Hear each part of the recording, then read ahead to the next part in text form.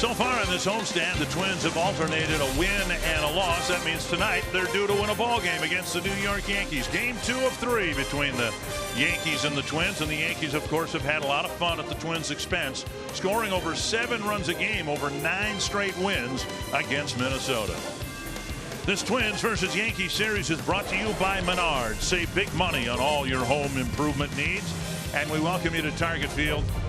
I'm Dick Bramer. Tyler Duffy's made 36 major league starts in his big league career, and tonight he'll do something for the very first time. He'll be an opener. The concept being that a pitcher opens the ball game, pitches an inning, maybe 2, and then the regular starter or the primary pitcher would enter the game after him. It's not something that teams have considered lightly. It's something they put an awful lot of thought into, including Twins manager Paul Molitor. I think for the most part, people understand it. I'm glad we have some people down below that experienced it and saw it be successful. So it's just a matter of trying to gain that credibility with going about it. And like we said, it's just not something that we're flippantly trying to experiment with. We think it has merit. We're trying to see how it plays out. Now, the idea is it's a benefit to guys pitching against guys in the front of the lineup. Well, Justin Morneau and Roy Smalley hit in the front and the middle of the Twins lineups for many, many years. So, Roy, let me ask you, from a hitter standpoint, does this concept have much merit? You know, I think that there are a lot of things, positive and negatively, both for the pitchers and for the hitters that they're facing.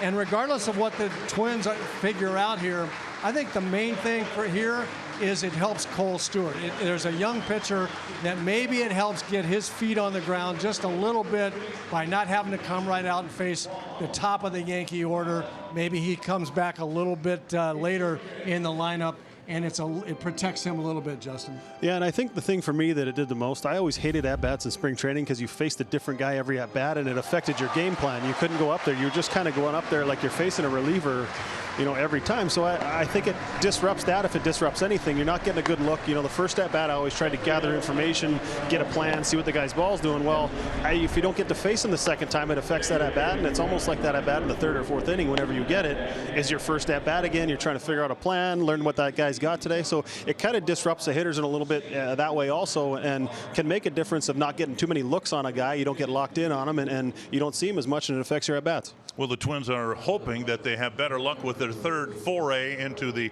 opener experience. It hasn't gone too well for Gabriel Moya or Trevor May. So we'll see what happens here with Game 2 about to begin. Of course, this is a very special night in American history, and we shall not forget the events of September 11th, 2001. And let's go down to the field and public address announcer Adam Abrams.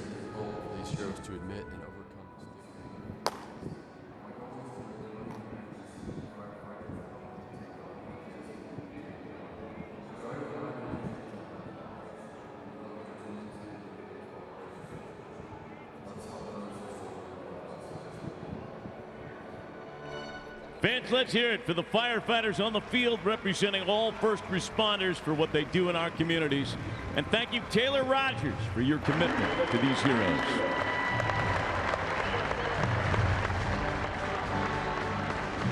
Now, if you direct your attention to the baselines, first responders may be your neighbor. They may be a family member. They may even be you.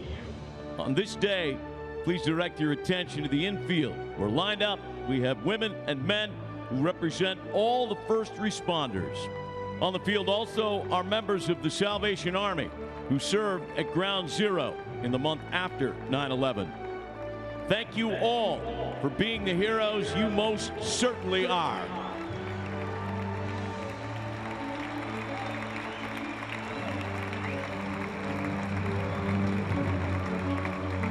Now please welcome the entire rosters of both the New York Yankees and Minnesota Twins, who now join us in our tribute to these heroes by lining up side by side.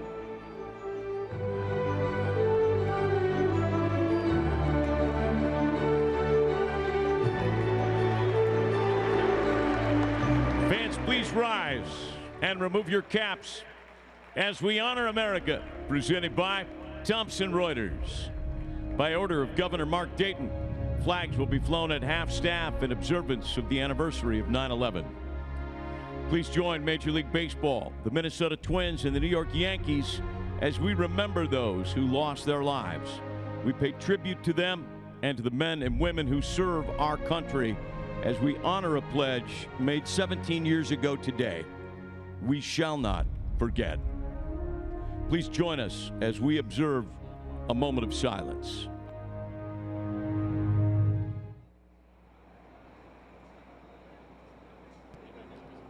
Thank you. In honor of all military service members, past, present, and future in Twins territory, the Twins are proud to invite a service member or veteran to raise the Stars and Stripes during the national anthem at every Twins home game. Tonight's honorary flag raiser is Minnesota Army National Guard Major Jason Anderson. After a 3-year enlistment beginning in 1995, Jason went to college in 1998. When Jason saw the events of 9/11 unfold, he was motivated to serve again. He re-enlisted into the Minnesota Army National Guard and served a 23-month deployment to Iraq from 2005 to 2007. Thank you, Major Anderson, for serving our country. Performing our national anthem this evening, please welcome 2018 Twins audition winner, Mark Holton.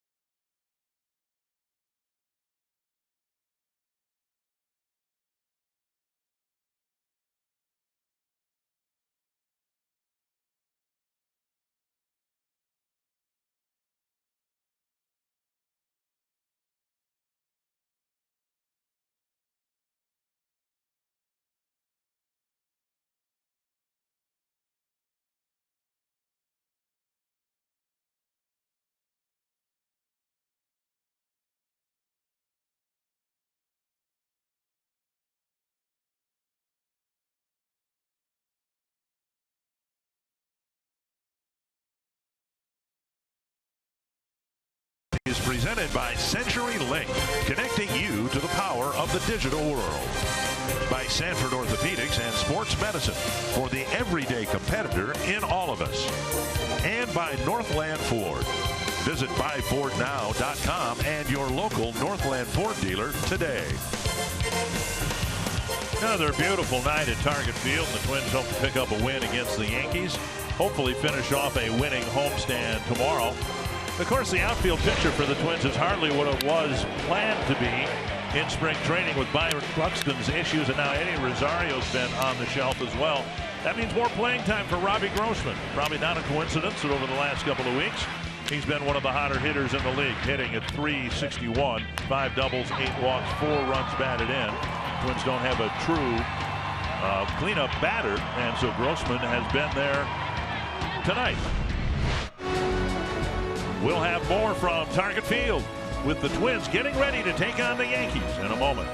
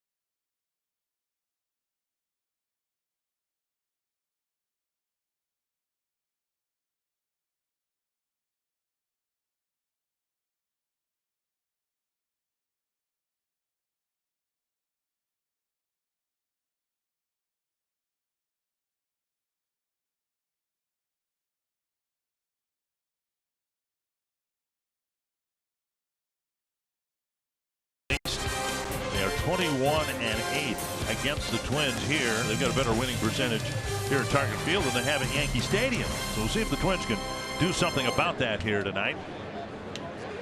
The Yankee lineup has an awful lot of power top to bottom, so it'll be interesting to see how this opener concept works, because the idea is for the primary pitcher to start his outing down in the batting order. I'm not sure it matters so much with this Yankee lineup. Yeah, your 8th place hitters got 23 home runs already, and they're pretty stacked up and down the lineup. And Justin, the thing about these Yankee hitters is that somebody's going to get you at some point in time, and just because they can hit the ball against or over the wall from 1 through 9. And I think the key to that is to not walk, obviously. I said that last night. I said that last night. An exceptional amount of walks, but solo home runs, it takes a lot of solo home runs to beat you. But when you give guys free passes, you start putting pressure on yourself as a pitcher. It's a lot easier to pitch to guys with the bases open than it is being forced to throw strikes and have to throw the ball over the plate. So obviously strike one's important. Keep the guys off the bases and, you know, limit the power. And if there is power, try and limit it to solo home runs.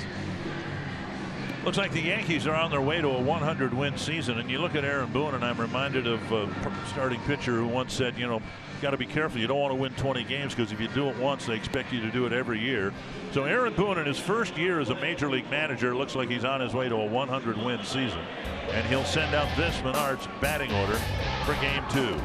Andrew McCutchen leading things off, then Aaron Hicks, Miguel Andujar, Giancarlo Stanton, Didi Gregorius, Gary Sanchez, Luke Voigt, Austin Romine, and Gleyber Torres. Tyler Duffy, who has made 36 starts, but not in the last couple of years, and he's asked to open tonight's game. It'll be interesting to see if he starts this game with a little more velocity than he normally does. As a bullpen guy, you know, you can kind of let it loose for an inning or two. You know that's all you're going to be out there. As a starter, you have to pace yourself a little bit, so maybe this will be a chance for us to see him throw a little bit harder than he normally did when he was a starter. He's the home furniture opening pitcher today, and Justin and I have a little more to say about that concept. First pitch over for a strike. This is the third time the Twins have tried this. The first time Gabriel Moya went out, gave up a couple of first-inning runs. Then Trevor May gave it a shot and gave up 4 first-inning runs. That's not how this is supposed to work. The whole idea is someone goes out, throws a 0 or 2 up on the board, and then the primary pitcher takes over from there. Outside, and it's 2-1. And the numbers say it makes sense, and hopefully the Twins pitchers can prove that it makes sense. But you know, if that starter or scheduled starter, the second pitcher, ends up coming in down by 3 or 4 runs, then it all becomes a moot point. Basically, they say you can't win games in the first inning, but you can lose games in the first inning, and that's the theory behind this. Shut them down in the first, shut down the top of the lineup, and let your starter or other starter come in and be comfortable. And a breaking ball line sharply right over the second base bag. Tampa Bay Rays were the first team to try this. They went one of 2 ways usually with it. With Sergio Romo, a veteran reliever who throws a lot of off-speed stuff. He would start open for the Rays. Otherwise, a hard-throwing right-handed reliever that could kind of overwhelm you with a fastball. And so they had some success with it. And we'll see if the Twins can follow the model and have some success. A runner at first, and here's Aaron Hicks.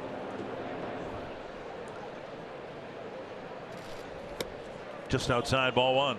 And he's really figured out who he is as a baseball player. When we had him here, he was pretty raw. He wasn't sure what pitches he can handle. You know, he's got over there and he's surrounded himself with great hitters, and it looks like he's picked a lot of their brains because he's up there and you can see he has a plan and he knows what pitches he's looking to drive. Popped up down the left field line. Robbie Grossman running after it, and he gets there for the first out. Pizza Ranch for the win tonight. Justin and I talked about this. There's a lot of things that have to happen for the Twins to beat the Yankees, but the one primary thing, when the primary pitcher gets the ball, let's make sure that the score is no worse than tied. There's an opener, hand the ball to him with tied or ahead. Let's see if we can make it work. And there's Cole Stewart just starting to get loose, with Duffy having thrown 7 pitches. Over the inside corner to Miguel Andujar. It's interesting to me because we see Cole Stewart warming up in the bullpen. Most starters spend some time on the line, or they play long toss. They're able to stretch out. It's interesting how it affects the way they warm up, because now they're a bullpen guy. They don't have that the option of going out there and throwing from, you know, the center field wall to the foul line, or however they like to stretch themselves out. I mean, they're pitchers. They should be able to make an adjustment, but it does affect your preparation and how you warm up. Duffy did what he's being asked to do tonight at Rochester this year, and Stewart did what he's asked to do here tonight in Rochester as well. So they've gotten accustomed, or at least have some background in doing what they're being asked to do here tonight. 1-1 the count to Andujar. It's flared foul.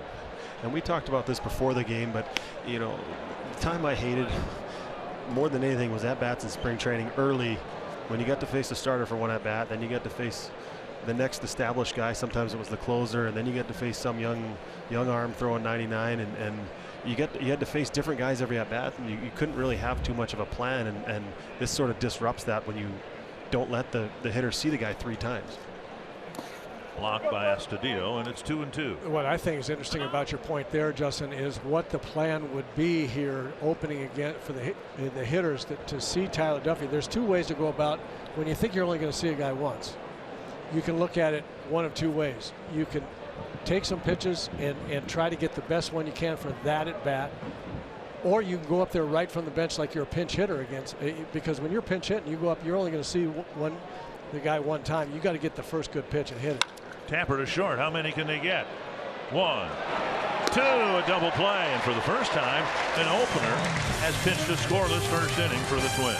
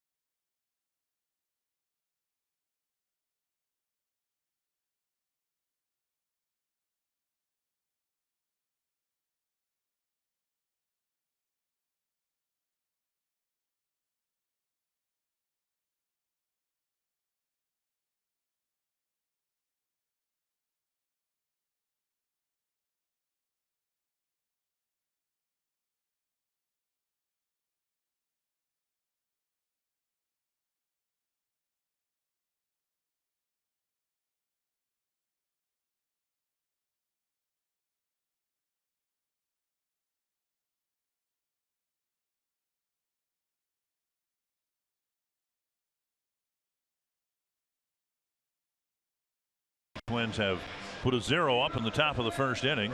The Menards batting order with Joe Mauer leading things off.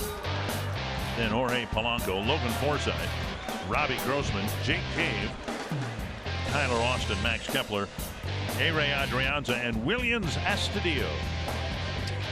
And the home furniture starting pitcher for the Yankees, Sonny Gray. Twins pretty familiar with this guy, although this will be his first start since way back on August 25th. He's been in the bullpen, has not been terribly effective this year. And he's a former ace. He's a guy who's got good stuff. Hasn't had as much success since he's been in New York, but you know they traded for him for a reason, and he's a guy with a past reputation, and he hopes to get back to that point. And if it's not starting the rest of this year, to prove that he belongs in this league as a starting pitcher. Off the plate, Twins faced him in late April in New York. He went 4 2/3 innings. Gave up an early 2-run home run to Miguel Sano, and he walked 5, a season-high 5 men he walked. I was going to say, you just said off the plate. Well, you're going to say that a lot tonight with Sonny. And up and away again. How's that? I'm going to say that a few times too. 2-0.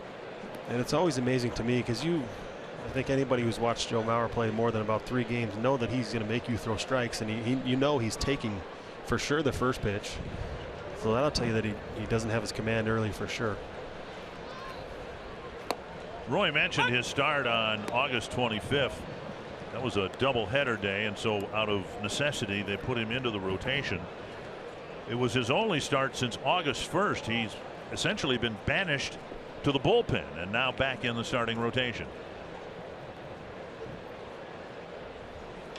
Chopper, and picking it up is Gregorius, the shortstop. 1 away.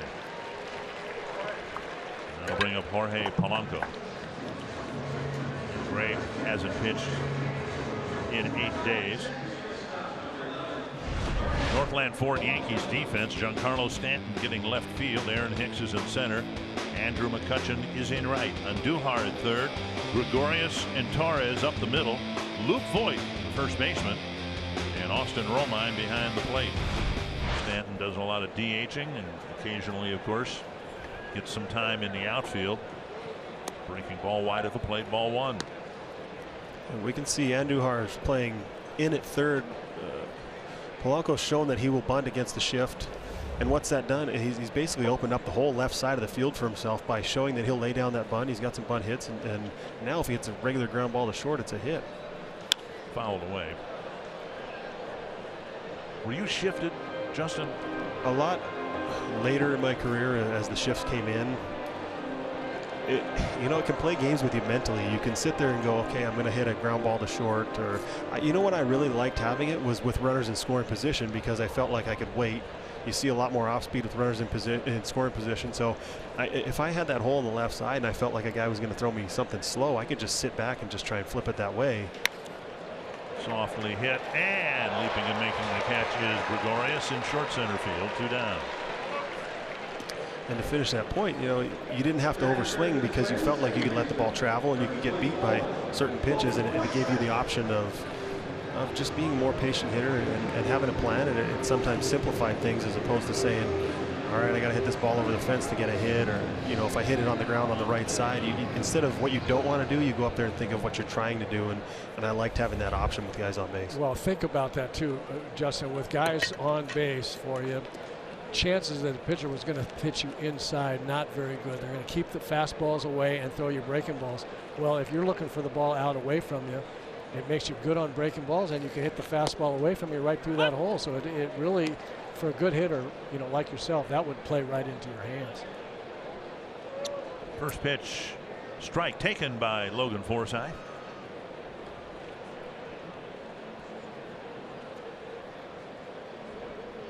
And now in the dirt.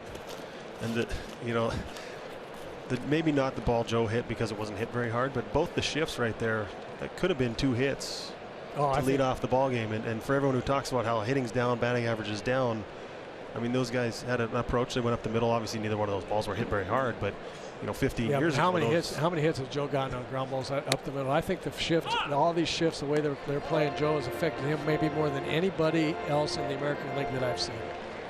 Left fielder playing by the line. The left fielders have caught 190 line drives right at him that Joe's hit, and the shortstop takes away that ground ball up the middle. 1-2 to Forsythe. And that one landed about halfway between home plate and the grass. Almost hit the grass. Romine doing the catch, and there's the ball mark, the splat mark, about 2 feet. And how did Romine block that? That's a pretty good job. I mean, that's anticipating ball in the dirt, but still, you don't know where that ball's going to end up. If there hadn't been 2 strikes, I don't think you wanted any part of it. Fouled away, still 2-2.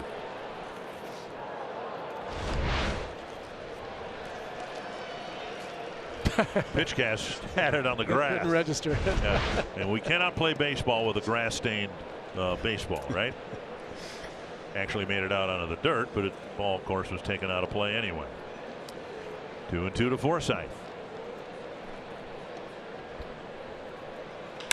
Busted bat and a roller to short.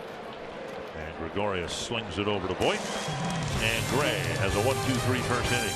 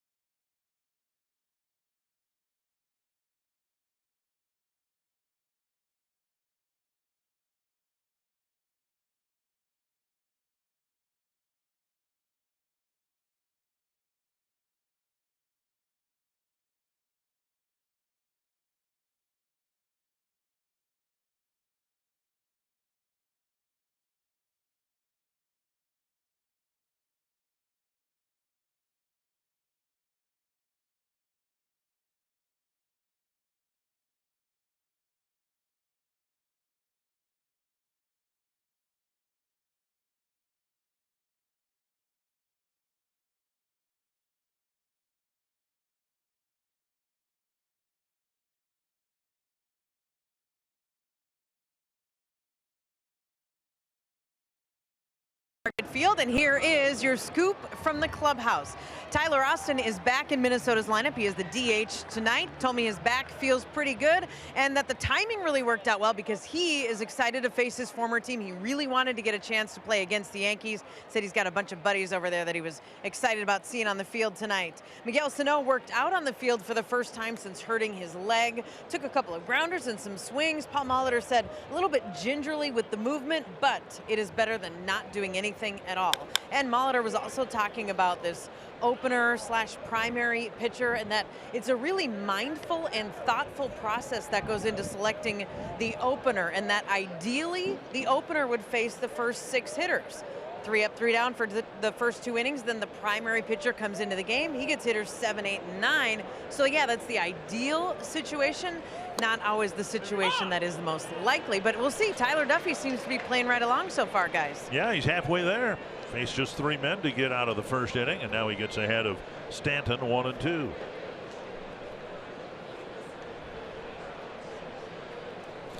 And a strikeout for the first out of the second inning. And if this plays out the way Marty just laid it out for us, then lucky Cole Stewart will get Luke Voigt, who's hitting .324 with 7 home runs and 74 at bats, as we see Stanton strike out on a good breaking ball. Then he'll get Austin Romine, who's hitting .250 with 10 home runs, and then he'll get Gleyber Torres, who's hitting .280 with 23 home runs. So it gets way easier after it's 7, 8, 9, right? 1 down in the second, and now Didi Gregorius. And it's outside. Yeah, you understand why they do it, though. Yeah. Well, I mean, the Yankees notwithstanding, I mean, you understand that it's the analytics say that the third time through the lineup, when the top of the order gets up there against a starting pitcher that's thrown a lot of pitches, it's has been difficult for many starters to get through that inning. So they say, well, let's get that inning out of the way first, and then go to the starter and start him later on in the lineup. Fouled away, 2-1. The Rays have had success with it, but the Rays don't do it on the days Blake Snell is supposed to pitch. If you have a good starting pitcher, well, then you let him go, and you let him start and hope that he gives you 7 innings. Liner out of the reach of Polanco, and the ball gets by Cave and goes all the way to the wall. Rounding second, Gregorius heading for third. That ball was tattooed, and it's a triple for Gregorius. And Jake Cave was shaded to right center. The shift as the outfield does too. He had to go a long way for that ball and just didn't quite get there in time. So it's one of those, you think, you know, if he had another chance to do that again, he'd probably end up diving or sliding to try and keep that ball in. It's going to be a double regardless, but you have to keep him off third base with less than 2 outs. Yep.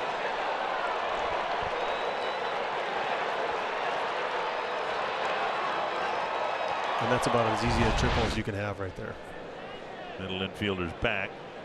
Corner infielders up a little bit for Gary Sanchez, who takes ball 1. Sanchez started the scoring last night, clobbering a home run into the third deck, ruining what was otherwise a really good outing by Kyle Gibson. High fly left field. Grossman coming in. There's out number 2 and run number 1. Sacrifice fly for Sanchez. Gregorius comes in to score, and it's 1-0.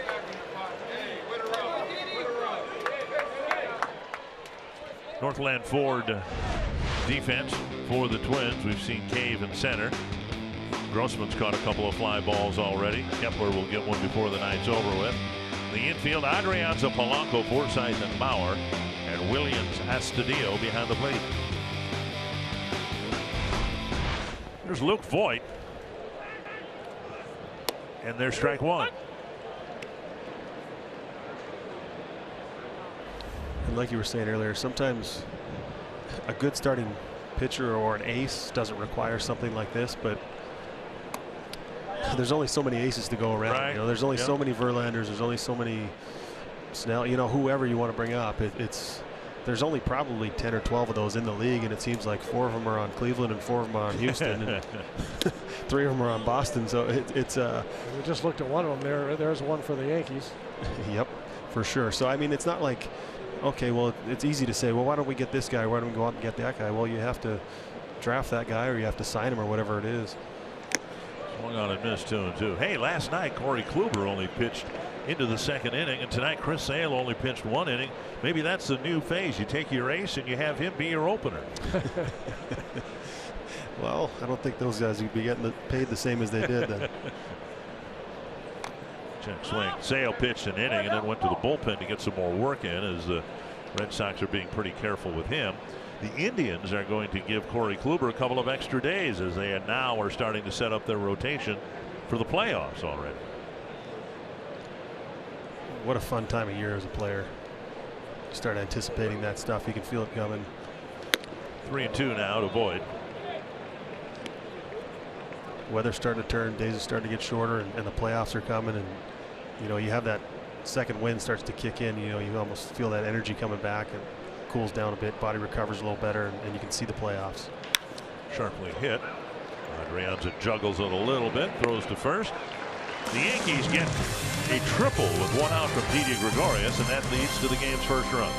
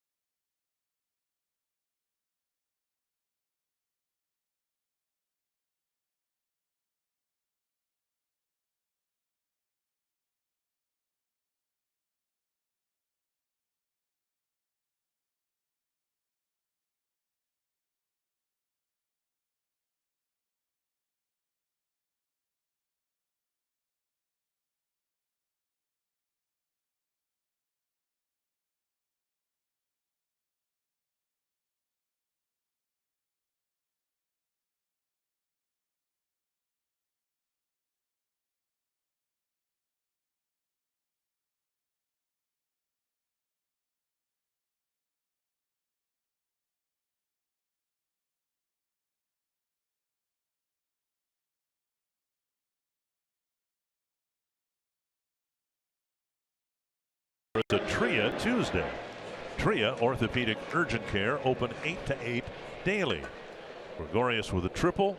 Probably should have been a double, but he got a triple, scored on a fly ball, and it's 1-0 New York. Here's Grossman, then Cave, and Austin.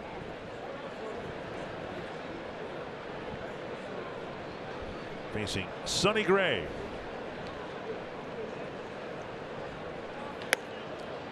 Fastball on the outside corner. And the Twins need to answer quickly in this game. You can't get that ball to this Yankee bullpen where there's so much depth out there, where they play so well with a lead. Pulled foul, 2 strikes. Because Sonny Gray has only started 1 game in the last month and a half, he's probably not going to pitch too deep into this ball game, so you need to try and get him early. He looked like his command was a little erratic in that first part, so you need to answer right here, find a way to score some runs. When he did start back on August 25th, he threw 79 pitches. That's hit to center, and Hicks is able to glide in and make the catch. 1 away. We'll bring up Jake Cave. Cave, of course, acquired by the Twins from the Yankees late in spring training, and I know Jake was probably hoping to get a chance here, but he's had over 200 at bats now with the big league club. So the trades obviously worked out very well for him. I remember talking to him in spring training when he came and said, you know, this is it might be a great fit for you. There's going to be an opportunity. You know, we promote from within here. If you do well in the minor leagues, you're going to have a chance in the big leagues at some point. Very rarely do we have guys that are stuck at AAA that are beating down the door trying to get in the big leagues. And he had a good year in AAA, and then he got an opportunity with the Twins, and he's looked like he belongs. Off the end of the bat again, backhanded by Torres, 2 down. And speaking of former Yankee prospects, the designated hitter tonight is Tyler Austin.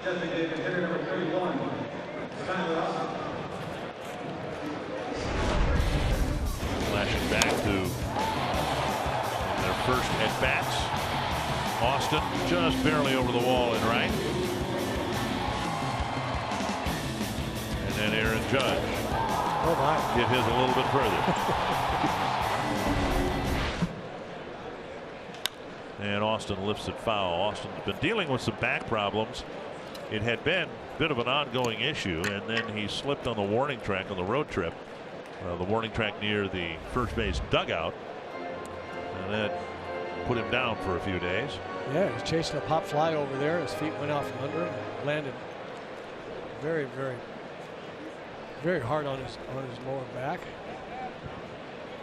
Breaking ball taken outside, and it's 1-1. And that's the move right there, Justin, as a hitter, that if and when Tyler Austin learns how much power he has to the opposite field and how much time he has to wait just a little bit without opening up too quickly on those breaking balls, he could be a devastating power hitter.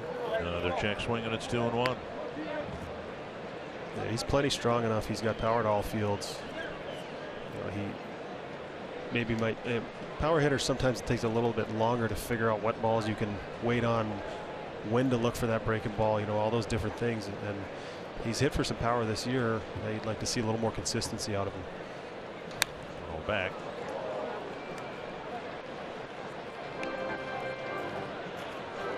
Austin hit a couple of home runs against the Twins for the Yankees in April at Yankee Stadium. Came to the Twins in the Lance Lynn trade. Lynn will pitch in this series. 2-2.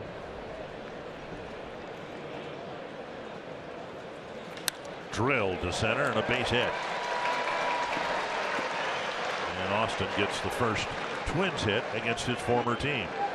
That's one thing that we have seen from Tyler Austin is when he gets to 2 strikes, he does delay just a little bit longer. You saw him out in front spinning early on breaking balls before he got 2 strikes. But when he got to 2 strikes, it's that same breaking ball that he had no chance of hitting earlier. He waits just a little bit longer, gets it down toward the end, but he had waited long enough, and he's strong enough to line the ball into center field. Here is Kepler. You know, we've talked about that on the telecast before. You know, strength as a hitter, and you see it with tape measure home runs, but we've seen Austin do that I bet you 8-10 times, hit it right off the end of the bat, still be strong enough to muscle it into the outfield for a single. Outside ball 1. Well, he muscled it into the right field flower box, almost off the end of the bat here at target field. Right. 2-strike fastball in the outside corner. He's a strong young man. And he's still shaking his hand from that. You can tell he got that ball down towards the end of the bat because his fingers are still ringing. Kepler down the left field line. Stanton chasing it, and he's not going to get there, and it lands on the line. In safely is Austin, a bloop single. The wind is howling in from the plaza, and that ball looked like it may have been pushed farther and farther away from Stanton, and it landed right on the foul line.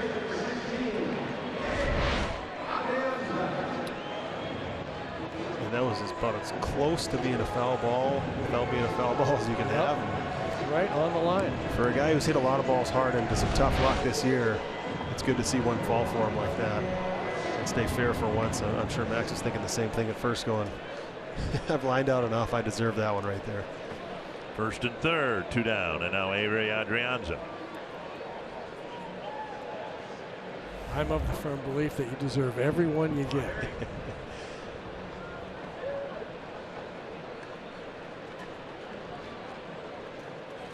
Down and in, smothered by Roma. Ball 1. I agree. The game's rigged towards the pitchers.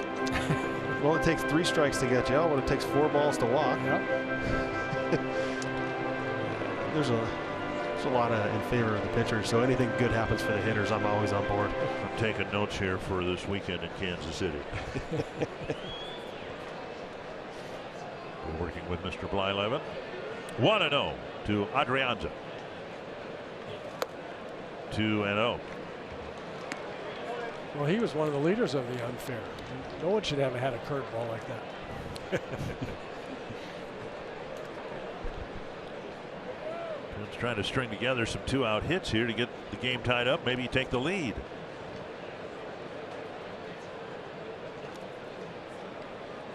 You know, we talked about hitting against the shift, and they're not shifting Adrianza in this at-bat. And these are the at-bats early in my career when that whole right side of the field was open at first base. The first baseman's holding them on. Second baseman's playing straight up. And if you recognize they're trying to throw in, I would look for a pitch to just pull through that hole, because all you got to do is hit it on the ground, and I'd work on that in batting practice. And this is one of those ones where you like to see it as a hitter if you're looking for places to hit the ball. 3-0, Astudillo on deck. And what is so significant about you saying that is to hit the ball through that hole. It really doesn't take an awful lot. It's very relaxed. Just get the big end of the bat out in front, hit the ball out in front of you, and just you don't have to do too much. You don't have to swing hard. Just let the ball do it. A 4-pitch walk fills them up for Astudillo. Someone might have to explain to Astudillo what just happened. The batter walked to first base because the pitcher didn't throw him a strike. It'll be interesting to see. A lot of times after a guy throws 4 straight balls, your strike zone is about the size of a drinking cup or something like that. You're looking in one spot. Yeah. If you're going to swing, especially with his history and how he's had trouble throwing strikes. Astudillo is looking one pitch, one spot. I don't think this is necessarily a take. You just have to make sure that you're getting your pitch and you're putting your swing on your pitch. And if he throws a first pitch breaking ball over or whatever he does, you tip your cap and you look for something else because you're still in the at-bat.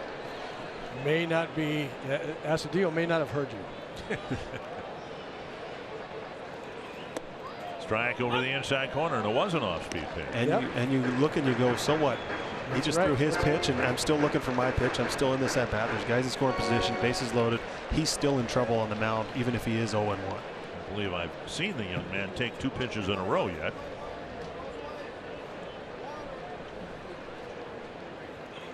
Tapper to short. And Gregorius flips to second. The Twins fill him up and leave him full. It's still 1-0.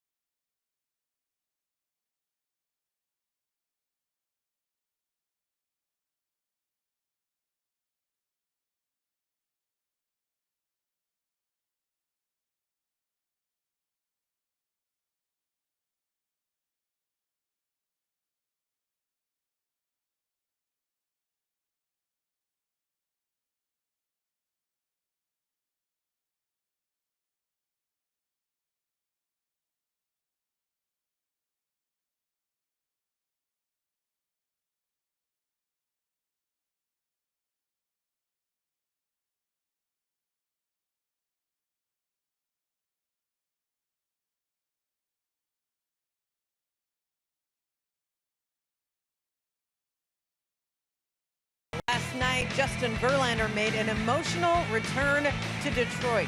Tigers fans gave him 3 standing ovations. Verlander pitched 7 innings and struck out 10. It was his first time back at Comerica Park since being traded to the Astros a year ago. Houston, by the way, beat the Tigers 3-2 in this game. Verlander played 13 seasons in Detroit, said last night was very special to him and a night that he will never forget, guys. Yeah, clearly a emotionally distracted Justin Verlander. 7 innings, a couple of runs, 6 hits. Couldn't feel his back leg. Yeah. Probably threw harder in the 7th inning than he did in the 1st inning. Well, Houston is in the driver's seat, of course, in the American League West right now. Cole Stewart enters the game. He will be, we hope, the Twins' primary pitcher tonight. This will be great to see the progression with Cole Stewart. He has gotten incrementally better with each start, and even though this is a start with an asterisk, it's still a start for him, and we'll see if he can get command of that good moving fastball that he has and get in the strike zone against the Yankees. Check swing, and he went. It's 1-1. Another fastball darting inside to the right-handed batter. He's got great movement on that fastball, and if he has trouble, new terminology. There's all the time. That side of the plate is called arm side. One hopper back to Stewart. And he's just retired Roman, 1 away. Tonight's Indeed player resume concentrates on Cole Stewart.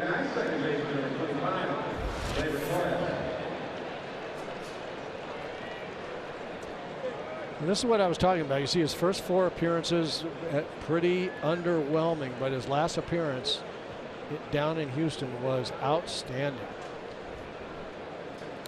Fouled away. And what I started to say about the arm side fastball, when he gets out in front of himself, when he's missing, it's missing on that side of the plate. But when he controls that side of the plate, he's really good. And when that sinker is running, as it has run here in his first inning, he'll get a lot of ground ball outs. A comebacker now, Torres. It's a 3-hopper to Forsythe, 2 down. And that'll bring up Andrew McCutchen. And we talked about this a little bit before the game. You know, you obviously, as a courtesy, both teams announced their starting pitcher, but you don't really have to tell the other team who you're going to bring in second. That's the primary. Good point. But is that going to happen in the future? And our team's going to construct their lineup in a different way if a team says, okay, we're going to start the game with a left-handed pitcher, and then we're announcing that this guy's going to pitch second. Well, do you stack all your left-handed hitters at the bottom of the order? You know, I'm sure somebody will find a way to bring that side of it in. And is that game going to continue? You know, is it going to turn into a kind of cat and mouse? And what are they doing? Who's their second pitcher? Because you're not really obligated to tell them any of your starting pitcher. It's just sort of a thing teams do. 1-1. You'd appreciate this because Paul Molitor and I discussed this weeks ago.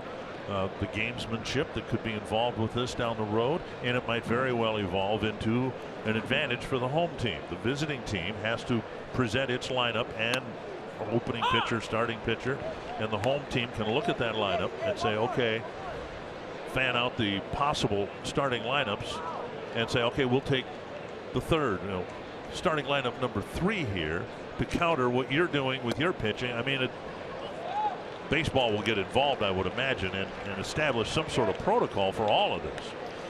2-out walk to McCutchen. And it's funny because when you play international baseball and you play against the Cuban team, you would play them in international tournaments, and they would have 2 guys warming up in the bullpen. They'd have a lefty warming up and a righty at the start of a game. And they would not. So, Team Canada, our team, we'd send over our starting pitcher, our lineup, courtesy kind of like you do. And they'd have 2 guys warming up in the bullpen. You wouldn't know who till that door opened if you're facing a lefty or a righty. I feel like the home team in hockey gets the last line change. Maybe it'll be the same in baseball. The problem is, over a long season, it's hard to do that. It would wear on everyone mentally.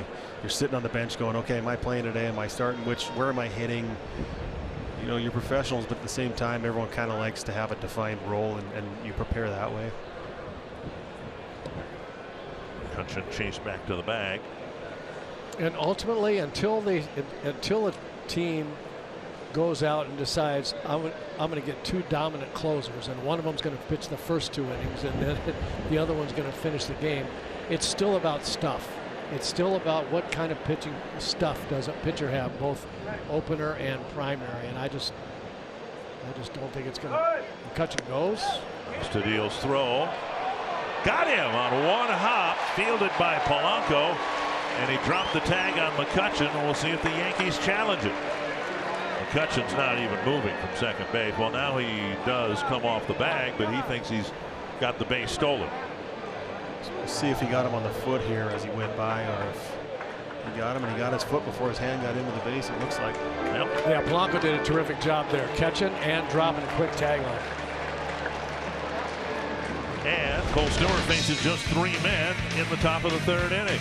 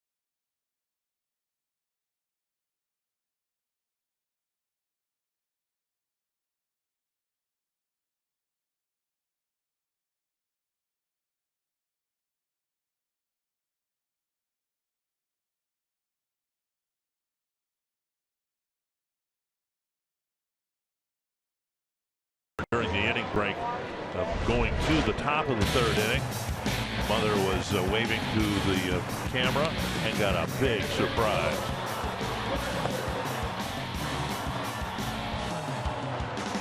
Son serving in the Navy, and now that's a wonderful surprise to have at a ballpark or anywhere else. Anywhere else. Yeah, that's wonderful. Joe Mauer to lead off the 3rd. He hit a ground ball to short, his first time up. And I'm going to go back to what Justin said just an inning ago. The Twins need to put up some runs here. This is top of the order, 2nd time around. Sonny Gray's not going to go too far into the game before we see that Yankee bullpen start parading in here. And this is the reverse of that opener primary deal. This is the start of the order for the Twins, top of the order for the Twins, and this is when they need to put some runs up on the board, to Justin's point. Starting right here with the leadoff hitter. Slice foul, 2-1. Twins were retired in the first 5 at bats and a couple of hits and a walk. Gray particularly erratic against the Twins in April in New York. And he's a guy who you can tell still has good stuff, and he's the amount of weak contact the Twins have had the first time through the lineup. Not a lot of hard hit balls. Even the hit that Austin had was off the end of the bat. The first 5 hitters hit the ball, soft ground ball, soft line out. So it's not like it's a lack of stuff. You know, for anyone, if you throw 88 or 98, if you don't throw it where you want to in the big leagues, it's going to get hit. And he's got the type of stuff to pitch in the big leagues. Now he just has to find that command again, because he's getting a lot of soft contact tonight on the stuff that he's got, even though he's misfired quite a bit already. And Mauer takes a lead-off walk. That'll bring up Polanco. Coming up tomorrow, it's Minnesota Wild night at Target Field. Final game of the homestand, and a limited number of Wild theme night ticket packages are available that include a game ticket and a Twins Wild co-branded stocking cap. Learn more at twinsbaseball.com/wild or call 833 Twins. Polanco popped to short his first time up. We call those toques in Canada. Toques. I remember that from Bob and Doug McKenzie on SCTV. Swung on and missed, one strike.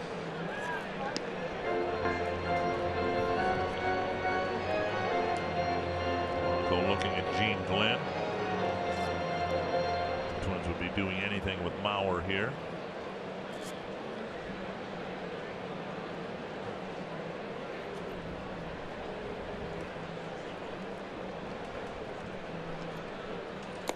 Dug out of the dirt by Romine. 1-1.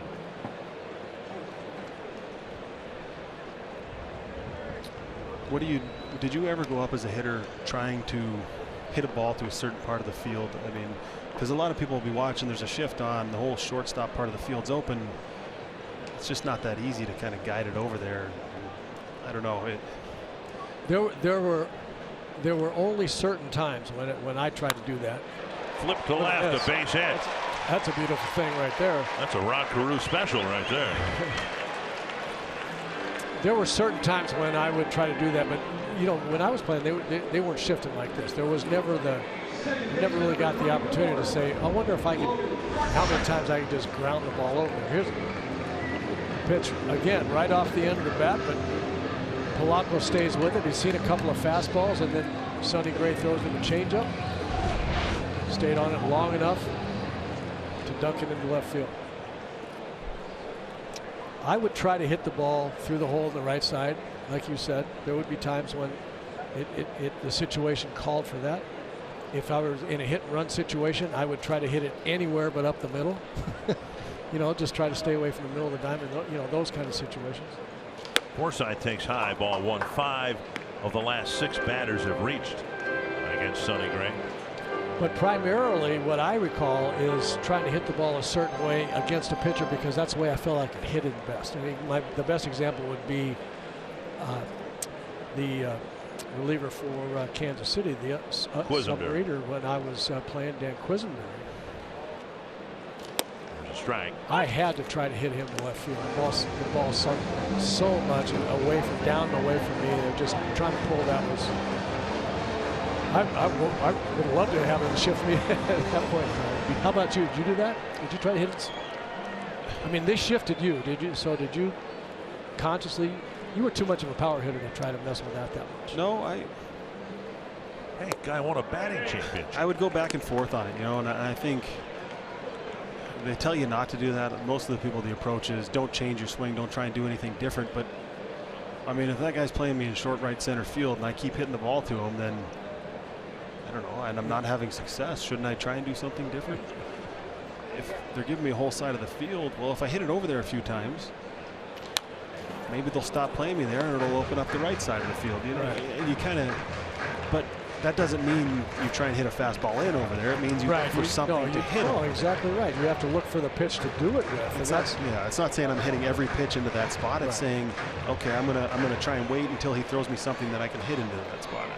And that's the thing I think that people get confused by. Saying, well, no pitcher throws a guy 3 at-bats. You're not going to throw him 9 fastballs on the inside part of the plate the entire game. So if you're patient enough and you trust your plan, in one of those 3 at-bats, you're going to get something that you want to hit. Just outside now, 3-2 to Forsythe. Good take there with 2 strikes. Well, the Twins, after the second out last night, or last inning, got 2 singles and a walk. Now the inning starts with a walk and a single and a full count.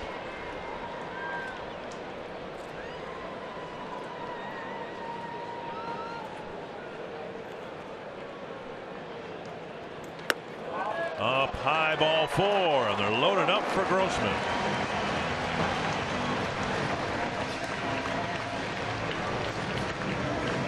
Tonight's BP brighter picture. Twins with men in scoring position, of course, led by Joe Mauer. Twins are 5th in baseball, which would suggest to you they haven't had nearly enough of these situations as they would like, but that's far above their .245 team batting average. And to the point, going back to the shifts, sometimes the other team would go, perfect, you're playing right into our hands. You're not trying to hit a ball over the right field fence. You're trying to hit a single to left. And that's that game you go back and forth. Swung on and missed. You know, between the pitcher, between the other team, you know, do you let it affect your at-bat? But I always felt like my job was to get hits. So if I had a good approach, I had a better chance of getting a hit, and my job was to get on base and drive in runs, and the rest of it, well, okay, if we're down by 5, great, hit a solo homer to right. Well, how do we get a rally going? Get guys on base, put pressure on the pitcher. Strike 2 taken, and it's 0-2. Twins filled the bases after the second out last inning. Now the inning starts with 3 successful plate appearances. And if the Twins want to have a chance to win this ball game, they need to score at least one run right here, obviously to tie it. But this is one of the pivotal points in the game right here. They need to really set it up so they can use their good part of their bullpen or their closer, all that stuff. Check swing, strike 3. Grossman's gone on a check swing. Breaking ball in the dirt. Third base umpire Marvin Hudson rung him up. 1 down, and now Kay will take his turn. Looks like he went from center field. It always looks like it's slow motion from this side. That's a pretty good check right there. I understand why he's called out. That's pretty close. But Justin's point is right on, is spot on here. You load the base with nobody out. You have to cash these. If a pitcher is going to give you 2 walks in an inning, and you've got a single mixed in there as well to load the bases, you have got to cash this situation right here, especially against a good team. There's no such thing as not having a big inning here. I mean, you just can't be there. And because their bullpen's so good, you can't afford to be down after the 6th inning against these guys, because they've got basically closers backed up, pitching in the 7th inning and the 8th inning, and it's really hard to score runs against this team late. So you need to get them early. You need to take advantage of these situations. And as a hitter, you simplify it. You say, okay, my job is to make sure I get one guy in right here.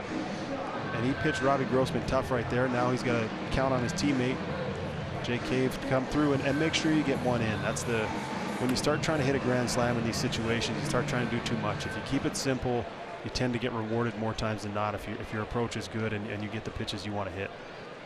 Meeting on the mound between catcher and pitcher. Here's Cave.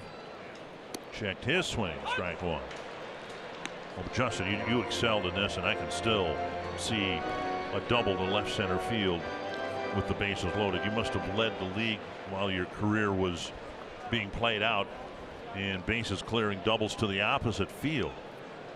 Probably helped that I had the fastest catcher in baseball hitting in front of me. 1 strike to Cave. And now a swinging strike 2. Yankees have bullpen activity.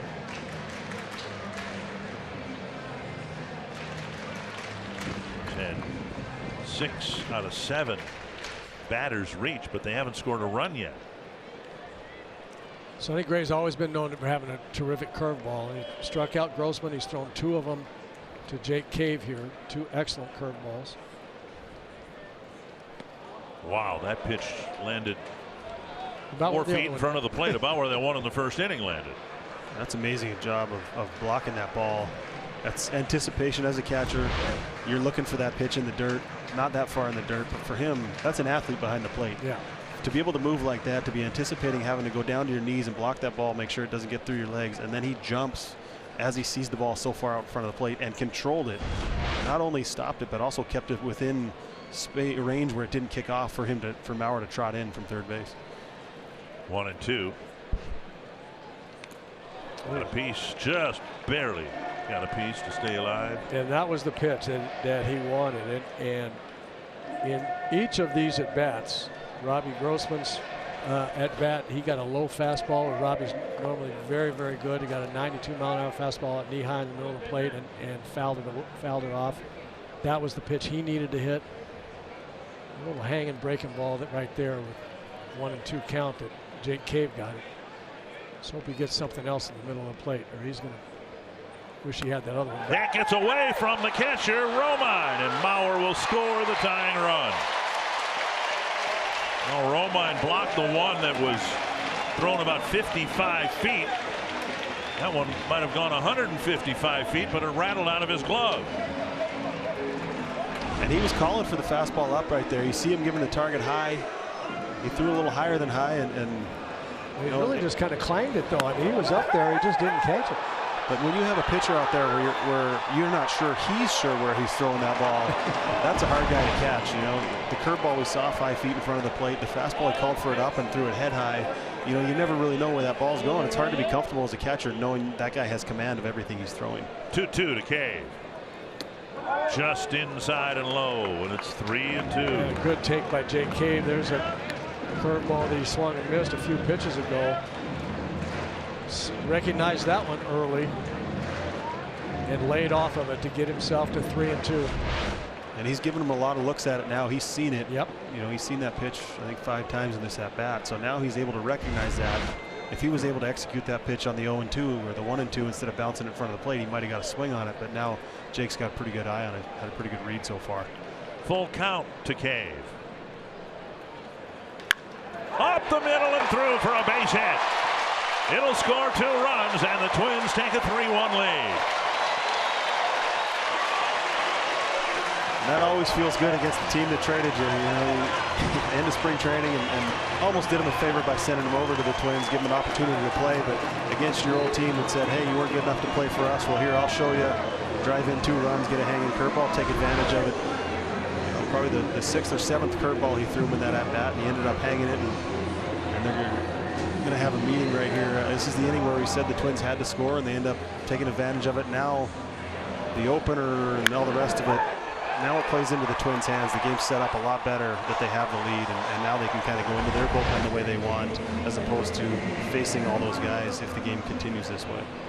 Cave with a 2-run single. Austin, former Yankee, singled in the 2nd inning up the middle. Well, just a terrific at bat by Jake Cave there. He got in a hole 0-2 early.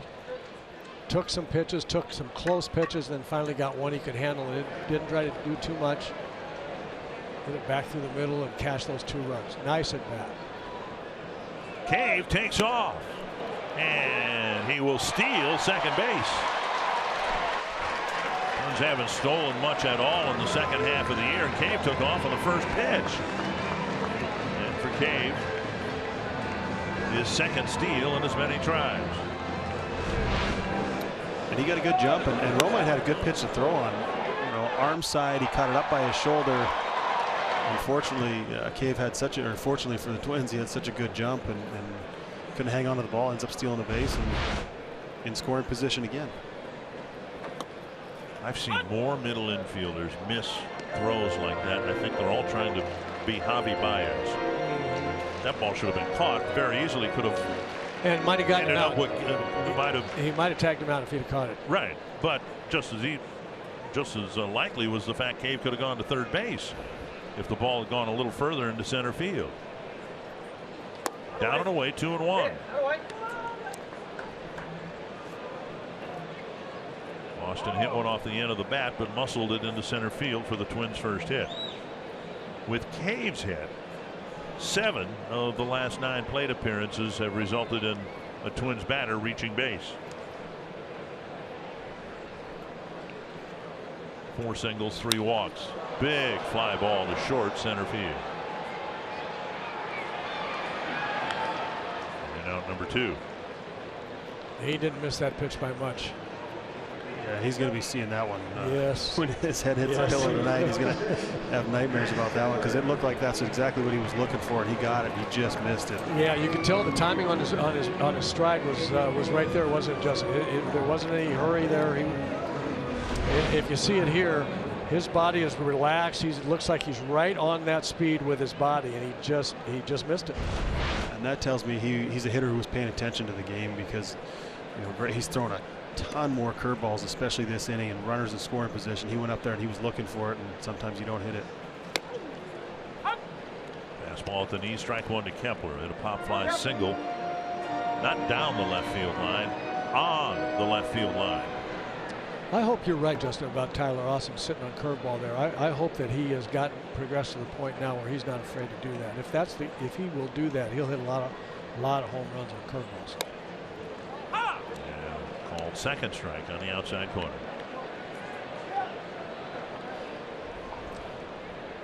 Those two pitches right there are a good example to me of something that I think that has confused me about Max Kepler, and it makes me wonder if he's a little confused, because he took a fastball for a strike that's right in his wheelhouse, and then he took a curveball. Yeah, so I'm wondering what's he looking for? Which one are you looking for? Which one are you looking for? And I mean, if you're looking for the curveball because Sonny Gray's been throwing a lot of them, and you take that fastball that's right in his wheelhouse, okay, I get that. You're looking for curveball. But the next pitch is curveball, and you didn't even offer it. So are you guessing every pitch? And I think Max has kind of overthought his way into some some tough at bats. Swings over the curve, and the inning ends. A couple of hits, a couple of walks, and a fastball, and 3 Twins runs.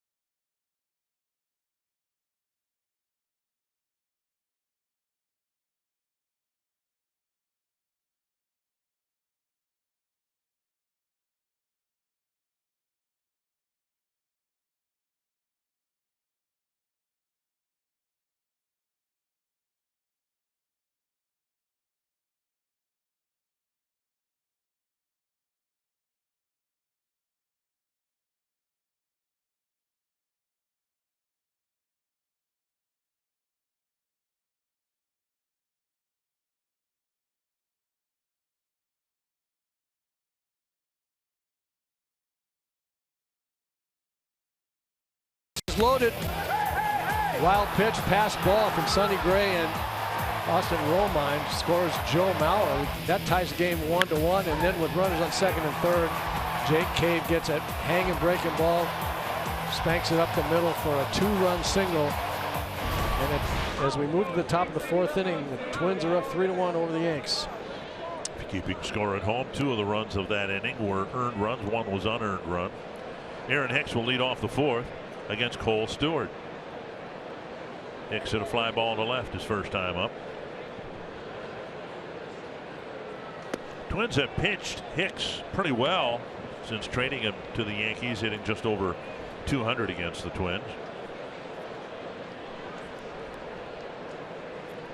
Paul Molitor said he spent a lot of time with Hicks, of course, when Paul was going through the minor league system. And he said that spent a lot of time talking hitting with Aaron Hicks, and he thought that Hicks would develop into a better right-handed hitter than a left-handed hitter. It hasn't played out that way. He was better here as a right-hand hitter, and started that way in New York too. He was platooning against left-handers, but he's really come on as a left-handed hitter this year. 2-1. And Polanco backpedals to field that hop, and they throw out Hicks. 1 away here in the 4th inning. Play the new Vikings scratch games from the Minnesota Lottery. With the top prize up to $100,000, it pays to be a fan. And another ball that 5 years ago would have been a base hit. Instead, it's an out because of the shift. And that'll bring up Miguel Andujar. Andujar bounced into a double play his first time up. That was against Tyler Duffy, who was the Twins opener tonight. Gave up 1 run over 2 innings. And so now, like we said, you can have those at-bats the first time through, and it affects your at-bat the second time. You've seen him, but he goes up there, he swings at the first pitch, and he hasn't seen him before. So he just took that approach. I'm going to be aggressive because I might see 4 different pitchers today. So fouled back. See, as we've talked about the opener, and a couple of games ago, Chase DeYoung started, and that was called a piggyback game, and I like that. I think that has a longer shelf life in baseball than the opener concept does. 2 strikes, because you can, and you guys hit, so you know the challenge of facing a different pitcher in every at bat, and that's how the piggyback system is set up to do just that, where a guy would start a ball game, go through the lineup once, and in DeYoung's case, he actually pitched 4 innings because he was pitching pretty effectively. And then you follow with another guy who maybe can go through the lineup once. Well, and that's the thing I like about it is we're kind of taking it out of the manager's hand when you do that. When a guy's just dominating, Tyler Duffy came out here and struck out 5 of the first 6 and doesn't give up a run. Flopped into left, a base hit with 1 down in the 4th. If that's the case, do you send him out there for the 3rd inning, or do you have this plan that's already been pre-scripted? How much left are you left to decide of, hey, he's just dominating this lineup, he looks good, let's let him go through twice? Or do you just say the numbers say this, and this is what we're going to do, and the reason we did this, we're going to stick with our plan? And there's not a whole lot of instincts left because the game's already been scripted out for you. That's a tough time I have with that. Yeah. If a guy's dominating early and you take him out, the other team's going, thank you. For sure. But basically all of this is being done at the back end of teams' rotations, right? So in the case the other day, DeYoung went 4 innings. Zach Littell went 3 1/3, and now suddenly you're in the 8th inning, and Taylor Rogers pitches an inning. Hildenberger gets the save, and there you go, or the win in that case. Well, the thing about that too, though, is that it's going to change the makeup of your bullpen or your pitching staff, and maybe even add another pitcher, because if you got the piggyback system and you have a guy go 2 instead of 3, and then the next guy comes in and goes an inning and a 3rd, now the manager is right back in it. He hadn't taken it out of his hands. Now he's got to make a decision about how do I get through this game and not be ruined for the rest of the series. So there's a lot that goes into these experiments about not just having a starting pitcher. 2-1, and now in the dirt, blocked by Astudillo. 3-1. Well, and then you can go as far as, okay, well, now we've used 2 innings or 2 pitchers, and I'm in the 4th inning. It's basically like having a short start from your starting pitcher, except you've actually used 2 pitchers. That's what I'm getting at. And in September, it's a little different because you've got more guys in the roster, more guys in the bullpen. But if you're doing this in April and you're using 2 pitchers to get to the 3rd inning, and all of a sudden that second guy you bring in gets hit hard. There's a walk to Stanton, 1st and 2nd. And then the manager really gets himself, or really is in trouble and has to manage the rest of that game. So when everything works out good, it's a great situation. It's a great idea. But when it's not, and when it's bad, it can really hurt a team, not just for that day, because the guy who started and went an inning and 2/3, if he struggled, he's probably thrown 45 or 50 pitches. So he's going to be unavailable for at least 2 days after that. And if the guy you brought in was unable to give you any kind of length, he's probably thrown 30 or 40 pitches. He's not going to be available the next day. So you're down 2 guys on a staff when a guy could have had a bad start, and so it just changes the way teams are managed and how many long guys you have in the bullpen, all the rest of that. Right. So here's the problem, has been the problem for Cole Stewart. This is the kind of indicative of when he is less effective, and all of a sudden he loses the command of that moving fastball. We talked about not walking people ahead of all of these Yankee hitters that have a chance to hit the ball out of the ballpark. 2-0. And it's not just walking guys. It's giving these guys looks at your fastball, and it's 2-0. Now they've seen your fastball and they're sitting on it. They know exactly what it does, and you have to come in there. So walking, it's one thing. You understand the guys are pretty good hitters, but it's still difficult to string a lot of hits together. You look at these batting averages, yeah, they can hit home runs, but it's 250 and 250 and 260 and 260 and 189 for San Jose. I mean, it's not like they're 300 hitters. It's hard to string hits together, but it's not hard when you can hit home runs up and down the lineup to get a flare hit and a walk and a 2-0 count and somebody bombs one. That's not difficult for this lineup. Right. 2-0 to Gregorius. 3-0. When Stewart was the primary pitcher against Houston, 5 innings, only 3 hits, and only 1 walk. Well, he's walked a couple already, and he's in danger of filling the bases with 1 out. And he's got to be careful here because I think Gregorius has the green light. Oh, so. why wouldn't he? Absolutely. Not close, and they're loaded up for Gary Sanchez. And as a young pitcher, you just got to tell yourself, I'm 1 pitch away, 1 good pitch away, 1 well-located pitch away from getting out of this inning, getting myself a double play right here. A guy who doesn't have a above average speed for sure. So you get him to hit the ball on the ground, you trust your infielders, and that's the approach you have to have. And I'm sure that's part of what Garvin Olson's saying right here in this meeting is, hey, slow it down, trust the guys behind you, pick up your target, and throw a quality strike right here, work ahead, get yourself back in command of this game, because if you start falling behind like you've seen, and then the misses haven't really been close. I mean, it's been a lot of misfires, and when you have that as a hitter, your strike zone gets even smaller because you're not worried about him living on the fringes or the edge of the strike zone. You're only looking for something down the middle, and you're never really going to chase those borderline pitches. If you're 0-1, you're going to get him to chase, but you're behind, you're 2-0. I mean, that guy's in the driver's seat, and he's saying throw it right down the middle. This is the only place I'm swinging. Here's this, all of a sudden your strike zone is right there. Yeah, and you get to pick, and he's shown that if he's not going to hit the corners of the strike zone, you throw it right there, and that's when you end up with the 2 or the 3-run homer or the grand slam or whatever it is, because you've backed yourself into that corner. Check, swing, ball 1. All the outs except for the throw out at second base have come on ground balls, and that is Stewart's strength with that 1-seam fastball that he's adopted.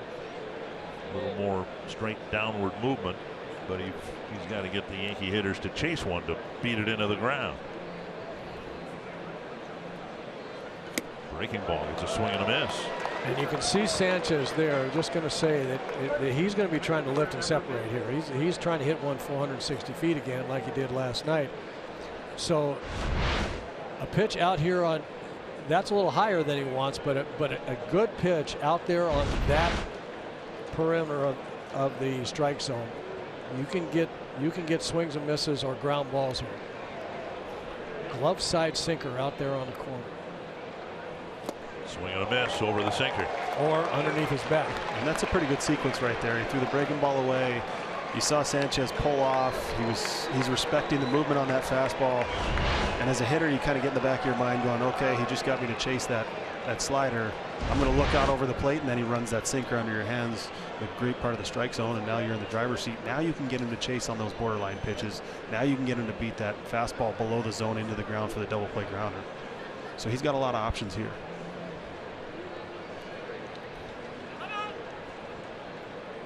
Give you an idea of how well and how much movement that sinker is. That low inside fastball is what Sanchez hit 460 feet last night. So much movement on that one. He got it below his bat. 1-2.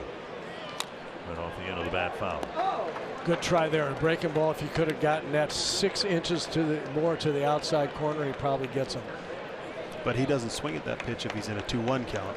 He's in the driver's seat. Now he's got those chases on those pitches that we saw, was below the strike zone, and he was able to do that. And now you can elevate the fastball. You can run that fastball in off the plate to set up another breaking ball away. I mean, he's got so many ways he can go right now.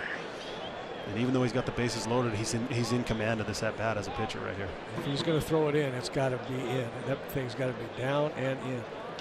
Bouncer to short, to second, double play. And Stewart gets a ground ball at the perfect time.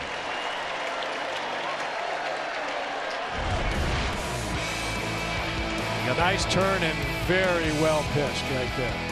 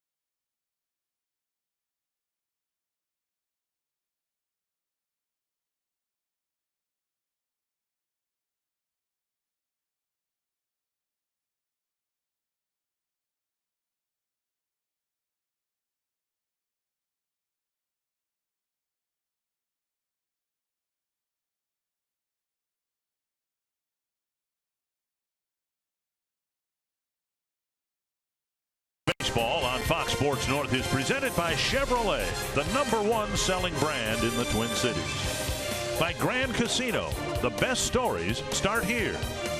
And by USAA, insurance, banking, and investments tailored for the military community. Beautiful late summer evening, right? It's not fall yet. Kind of feels like it in the morning. But beautiful night here. Twins are ahead of the Yankees, and they've already gotten into the Yankee bullpen with Sonny Gray leaving after 3 innings. Jonathan Losaiga will come in for the 6th time. And I imagine he's got a good arm. He's got more strikeouts than he does innings pitched. Who doesn't these days? Isn't that almost the truth? I mean, if you don't have a strikeout per inning, you're probably not up here in September. Or you're a good ground ball pitcher. Right. For the most part, yes. Adrianza. First pitch, lifted foul, out of play. 1 strike. Twins sent 7 men to the plate. 3 of them scored in the 3rd inning. And this is the point of the game now where you're going, okay, let's add on. Let's get a couple more. Get this game a little bit more out of reach as opposed to a walk and a homer and it's a tie ball game. You give yourself a little more breathing room. And the frustration that Twins fans have felt, which predates your arrival at the big league club, that's one of the big things they have failed to do when they have had leads against the Yankees. They've stopped scoring, and they've paid for so many games with losses at the end because of that. Swung on and missed. It's 1-2. And the tough thing is, when you're facing a guy out of the bullpen, their long guy or their guy they bring in a loss. The first fastball was 97 miles an hour, and then he throws a changeup right. 8. So it's not like it's a walk in the park up there. Okay, we got into the bullpen. Now we're facing a guy who's throwing harder than the starter was. Well, this guy's another starter, by the way. Line to right center field. That's down for a hit. Adrianza will take a big turn and hold up there. Leadoff man is on again here in the 4th. Follow the race to the postseason on MLB.TV for $25.99. You can watch every out-of-market regular season game. Plus, get a free subscription to MLB at Bat Premium. Blackout and other restrictions apply. Visit MLB.TV to take advantage of the limited time offer. And here is Astudillo.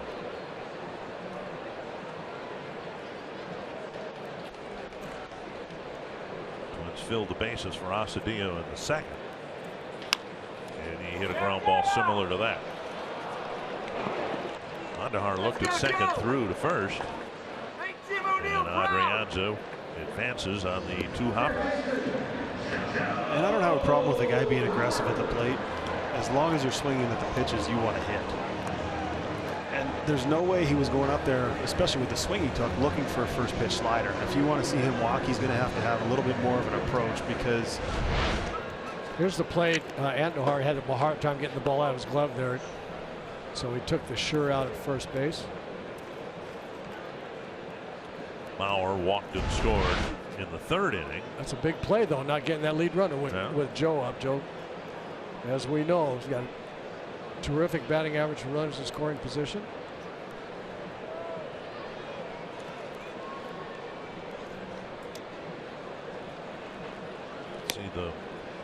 We have seen the value of the extra base already in this game.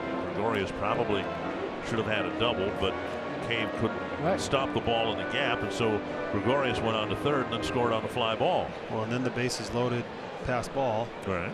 Both runners move up. Infield had to play in. They couldn't have the shift or have the guy playing behind 2nd. Cave ends up getting a base hit up the middle. Scored 2 more runs. Swung on and missed, 1-1. So you can't really afford to give teams extra bases in the big leagues, and when they take advantage of it, it's see, that's why I think sometime soon the stolen base will come back in full force. You know, it's almost, and the Twins are maybe exhibit A. It's almost been a forgotten part of a team's offense, but 90 feet can mean all the difference in the world. Well, now he scores on a single as opposed to 2 hits to score him. And, yeah. There's been an emphasis placed on 360 feet home runs, right? 90, 90, 90, 90. That's 360, isn't it, Roy? He went to USC. It is? Yeah. So hitters focus on 360 feet, but sometimes you break it down into 90-foot segments to make the difference between winning a one-run ball game or losing a one-run ball game. Well, I've said that many times. I really believe that if players would think about baseball the way football is thought about. Football is trying to get first downs. They're trying to get 10 yards at a time. Now, if they get 40-yard pass, I mean, if they chew up 4 of them, that's great. But the whole game is built on 10 yards at a time. And in baseball, if you get more 90 feet segments than the other team, then you're going to win. Lauer strikes out on a breaking ball down and in, 2 down. And there's a lot of ways to get 90-foot segments, and so the more adept a team can be at taking the extra base, at stealing bases, at doing all those kinds of things, and then taking 90-foot segments away from other teams, like that bobble right there, or like making all the double plays you're supposed to make, all those kinds of things. As Joe sees, he's never seen Loaiziga before, and he's got starter stuff. We see 98, we've seen a changeup, and there's a nasty back foot slider. That's tough duty the first time you see a guy. Well, there's Polanco with Adrianza still at second base. And I think going back to the stolen base stuff, obviously we'd like to see the Twins run more. But it's hard to steal bases when you're down in ball games. Right. If you're down 2-0, 3-0, and you're making outs on the bases, stealing bases, it doesn't look very good. It's a lot easier to take a chance when you're up 3-0 than when you're down 3-0. Let's be realistic, though. You also have to have the guys that can and will do it. And there's 2 pieces to that. The guys that have the ability to run from a speed standpoint and understanding how to get a jump standpoint. And there's guys that have the desire to do it. It takes courage to be a base stealer. You've got to be willing to put in the time and learn how to do it. Chopped foul, 1-2. I don't see right now.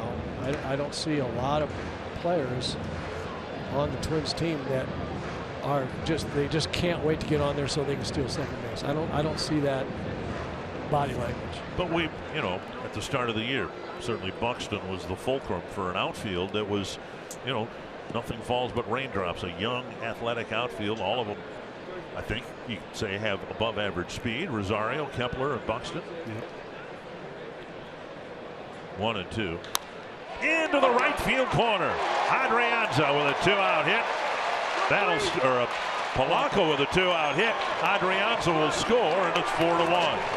One thing that I will say about Jorge Polanco is he has a knack for getting big 2-out hits. We've seen it ever since he's been back to start the second half of the season. He may or may not be swinging the bat great, but he is a tough out with 2 outs. And that same slider he tried to get Joe Mauer on, he ends up hanging it over the plate. And a nice short swing, hands to the ball, direct to the ball, and ends up pulling down the right field line. Doesn't try and do too much, keeps it fair. Big 2-out hit right there, adding on like we talked about at the start of this inning. 1 run at a time, and keep the line moving, keep scoring runs, keep the pressure on the other team. That replay is brought to you by Ram, and now strike 1 to Forsythe. And what it does for a dugout, for a team, when you score those big runs with 2 outs, those big hits, it gets everybody off the pitch, it gets everybody excited, and the momentum stays on your side that way. Forsythe fouls it away, 0-2.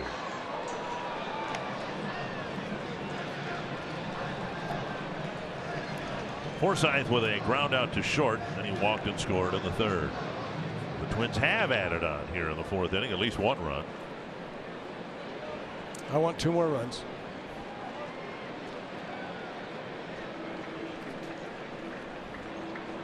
Polanco driving in his 30th run of the year. Up and away to Forsythe. And to that point, two runs does make sense, because if you get up by 5, grand slam doesn't tie it anymore. That's you want to be going into the. I want 2 more runs.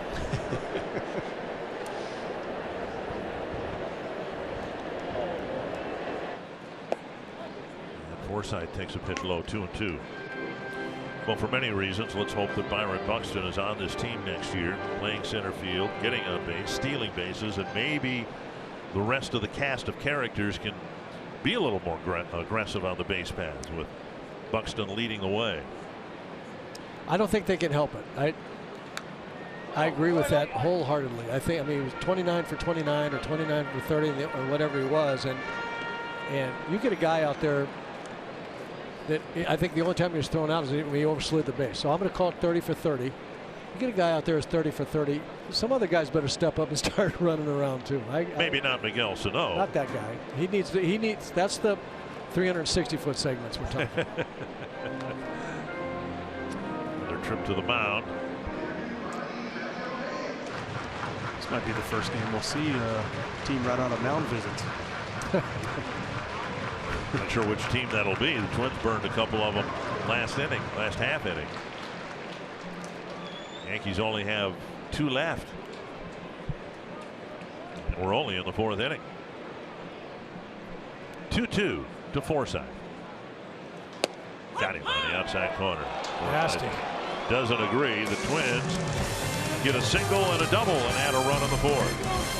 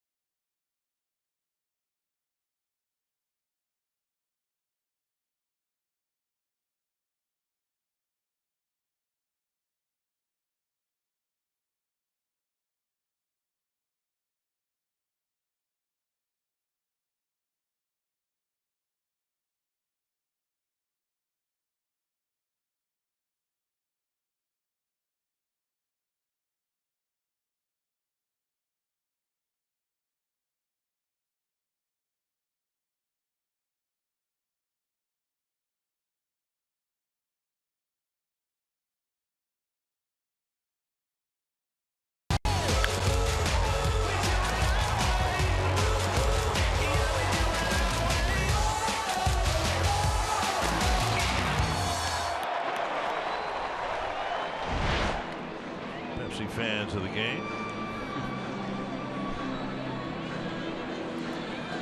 Ralph Gazzo, I know that guy.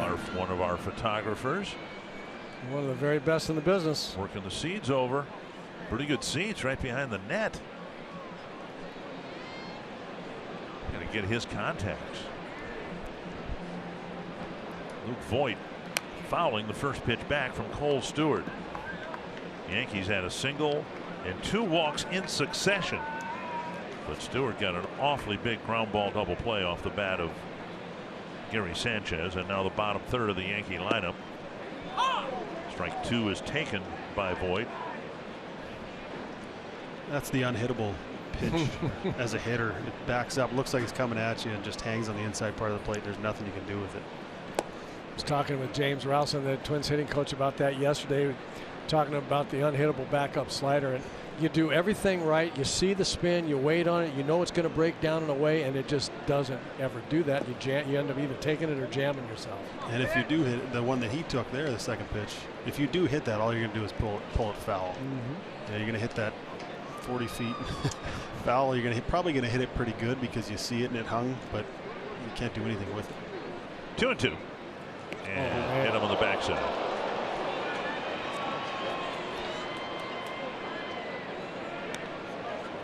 And I think that's the difference between a lot of young pitchers and guys that have been around for a while. In the minor leagues, you see that quite a bit. Misses that are that far off. I mean, that's not much of a, I mean, that's missed the strike zone by 2 feet. You know? At least. Yep. You don't see that with established guys who've been around for a while and have their command, or they're able to repeat their delivery a lot more consistently. You don't see that many misses, you know, from veteran pitchers. Right. It's a third batter that Stewart has hit. Here's Romine. At the knee, strike one. We mentioned earlier on, that's his biggest problem is the control of the arm side strike zone on the arm side. The ball just tends to get away from him. And we've seen how much movement he's got on that fastball. But he goes through streaks where he loses the command on the arm side. The ball goes to one side of the mound. The bat goes to the other, and Stewart gets a ground ball double play, his second.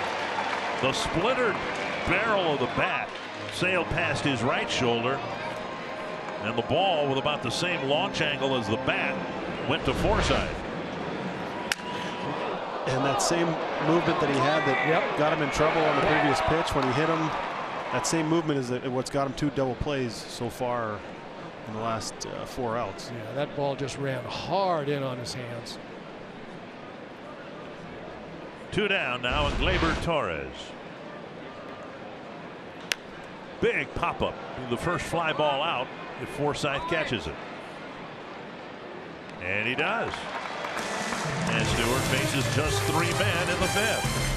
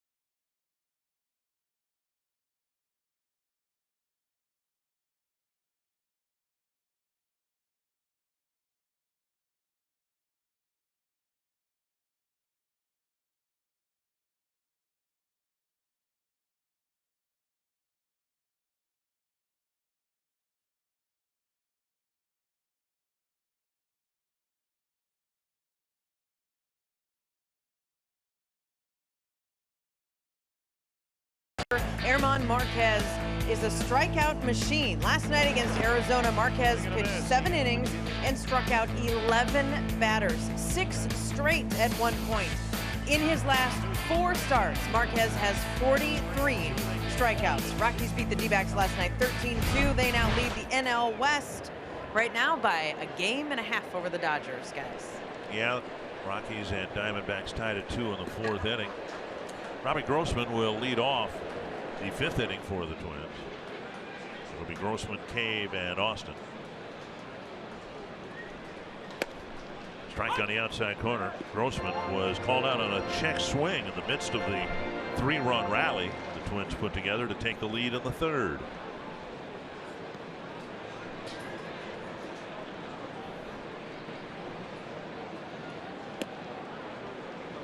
And I'm sure with underneath the Twin Stadium, there's a batting cage right behind there, and there's a video system, and I'm sure at some point after that check swing and now, between then and now, he went back and looked to see if he thought he swung at that pitch or not, and I'm sure he has an idea in his head of what happened. Out in front, 1-2. Well, that's a good changeup, isn't it? Got good arm speed on his throwing, 97, 98, and the best changeups are generally 8 to 10 miles an hour slower than the fastball, and he's got great arm speed and exactly 9 or 10 miles an hour slower. Johan Santana had the biggest spread, I think. He would throw 94 and 74. I mean, a 20-mile-per-hour spread. And one of the best that, talking to a lot of hitters around the league, he tipped on his changeup most of the time. Most guys knew when it was coming, and they still couldn't hit it. 2-2 to Grossman. And now 3-2 with Cave on deck.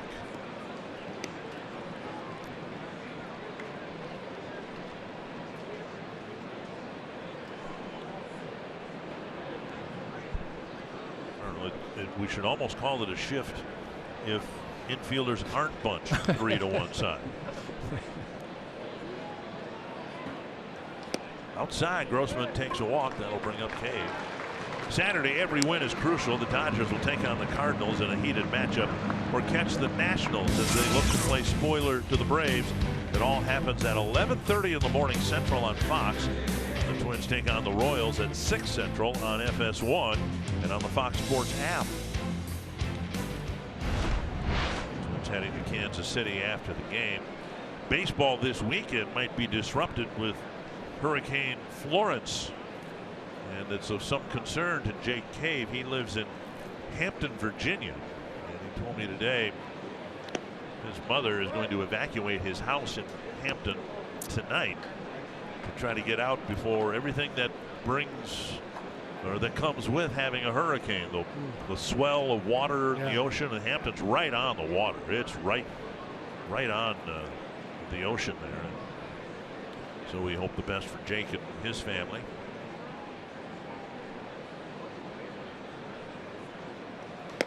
He said years ago when he was in school, they had a hurricane come up the East Coast, and his house was fine, family was fine, and he got 2 weeks off of school. Best of all worlds. That was his memory of a hurricane a long time ago. It just goes to show you that as much as we want our players to be robots and to be not have to think about that stuff, there is real life stuff that goes on, and there's stuff that you want to be focused on the game, but that is your family's staring down something like that. They're always on your mind, and you want to make sure everything works out well, and you have to find a way to separate that, but it's really hard sometimes, and he's done a nice job tonight. I'm sure they're all smiling seeing the success that he's had so far. Another base hit for Cave, a solid single to right. You think about the Houston players last year and all the Puerto Rican players that had to deal with that, with the destruction on the island there.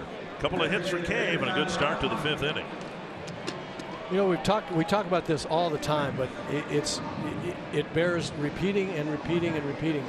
Jake Cave now has had a hanging breaking ball for a base hit and 2 RBIs, and they're a high changeup. And when you get gifts like that in the major leagues with pitchers that have this kind of stuff, you just have to take advantage. If you don't hit those pitches, you're asking for a 97-mile-an-hour fastball on the knees on the outside corner for strike 3. That's just the way it works. Yeah, if you're an A-ball, you might get 2 of those mistakes, but in the big leagues, you're not going to get 2 of those mistakes in one at bat for sure. I mean, they always said, the way it was put to me is the pitcher gets 1, the umpire gets 1, and you get 1, and don't miss your 1. Right. And he didn't miss his 1 twice tonight, so that's good for him. Austin with 2 men aboard and a strike at the knees. Loaiziga pitched the 4th inning and gave up a run and a couple of hits, and now the 5th inning begins with a walk and a single.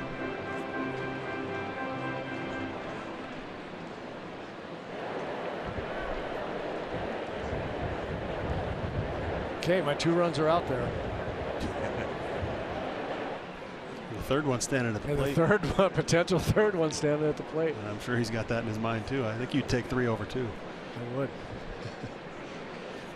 And I don't think there would be any better feeling for Tyler Austin than to hit a home run in this at bat against his former team. And another strike taken with a fastball. That's unhittable. 95 at the knees. Even if you swing at that pitch, it's probably a ground ball to short. At best, yep. So you put yourself in an 0-2 count, but do you really want to make it out on that pitch? Just because it's a strike doesn't mean it's a strike you want to hit. I agree with you wholeheartedly. Don't take a 2-strike swing before you have 2 strikes. Check swing. 1-2. 70 at bats They'll make that 72 at bats now for Austin as a Twin. A batting average of about 250, but 7 home runs in those 72 at bats.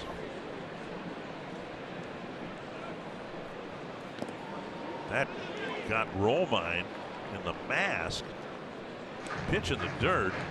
For one thing, the second baseman Torres was cutting to the second base bag and left the right side of the infield open. And then this happened to Romine, hit him in the mask, and he didn't know where it went. I think he might have got crossed up there.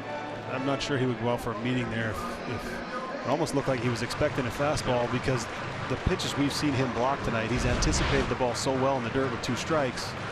For him to try and glove that ball, backhand that ball, yeah, it's not the catcher. That's not what he takes pride in. I mean, he's done such a good job blocking those balls tonight.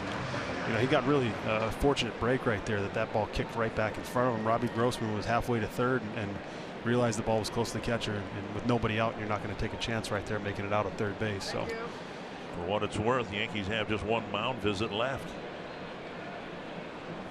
2-2 to Austin. 3-2 Kepler on deck.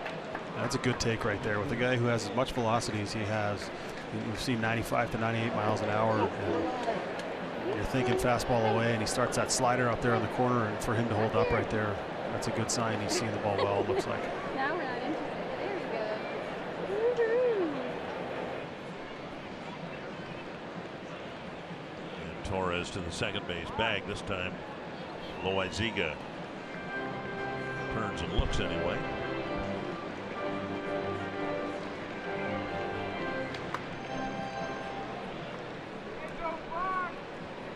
Full count to Austin with nobody out. Off the plate, a walk will load him up for Kepler. So Loaiziga is struggling with his control now.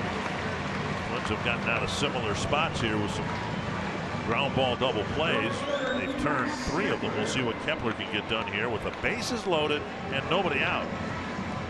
And the 3rd time the Twins have had the bases loaded tonight. And these at-bats, sometimes when you've been going through a tough spell as a hitter, these are the best at-bats you can have, because even if you fly out, you know, to the outfield, the result is still good. You've done your job, and you can build off of those types of things. You got the little dunker down the left field line. Now if he can put the ball in the air to the outfield, he'll be happy with a couple of at-bats tonight. You start to build off of those types of things if you're able to simplify it enough as a hitter right here and say, okay, 1 pitch, 1 spot, something I can hit to the outfield in the air. Make sure I get that guy in from 3rd, hopefully move him up from 2nd, and keep the line moving. 1-0 to Kepler. 2-0. 37 pitches for Loaiziga and 20 strikes.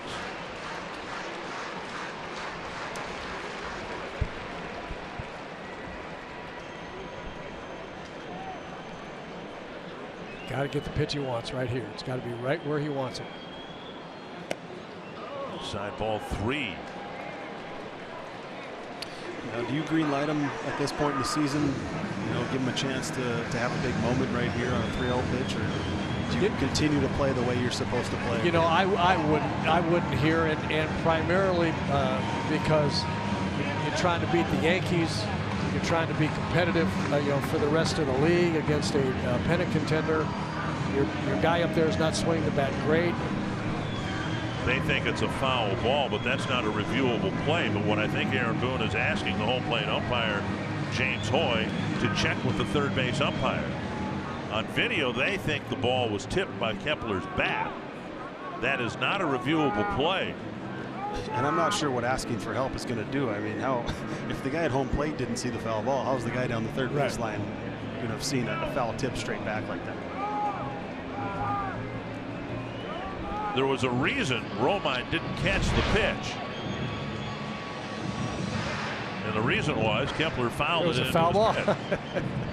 Sure the heck was. But again, it's not a reviewable play, and there'll be no challenge, and that's a perhaps very significant call, because it is now 3-0.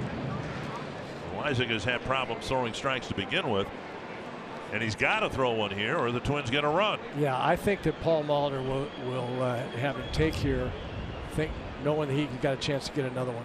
Yeah, see, he's got a free run out there with a guy struggling. Yeah, and he's walked 3 out of the last 4 batters, so yeah, it makes sense right there. And they're reloaded now for Adrianza. And this will be, unless they make a pitching change, Larry Rothschild to the mound. Oh, they're going to bring the trainer. Make sure that this is not a charged mound visit. And he'd only walked six batters coming in in a limited amount of time he's been out there. I beg your pardon. He might not be the trainer. That might be a translator. I think so. Yep. And so if that's the case, the Yankees, with nobody out here in the 5th inning, will not have a mound visit left. Buying a little time here with Tommy Kahnle warming up in a hurry.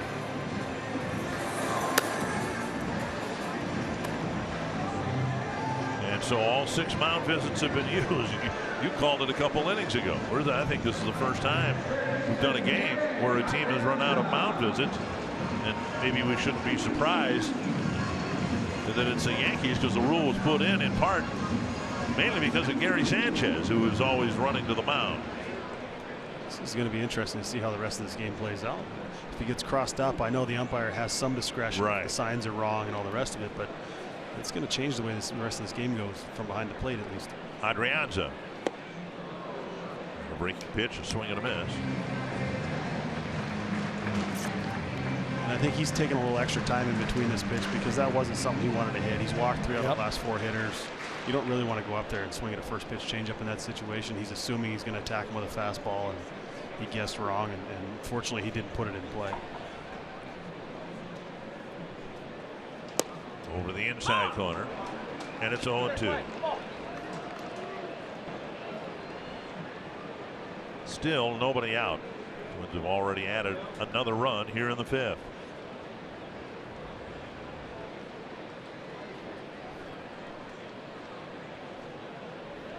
Well, they've got to get at least one more out of this bases loaded situation. This is how you beat the Yankees.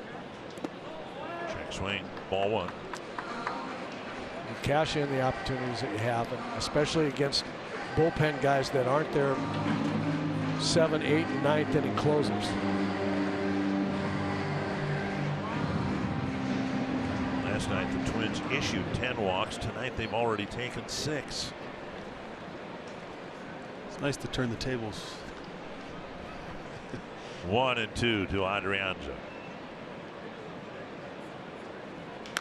Tapped up the line, foul. It's not too often after pitching coach comes out, you have a meeting and a guy goes change up, slider, change up. But obviously his command with his fastball wasn't there. So we'll try something different because whatever he's been doing hasn't been working. And Adrianza's up there going, okay, this guy throws 97. He can sneak that in there at any point. I have to respect that. But he's been able to get the off-speed stuff over, and I'm sure I'm not sure if Astudillo's paying attention to that on deck or not, but you should be in the dugout to see how he's approaching the other hitters. Fastball upstairs, got him, 1 away.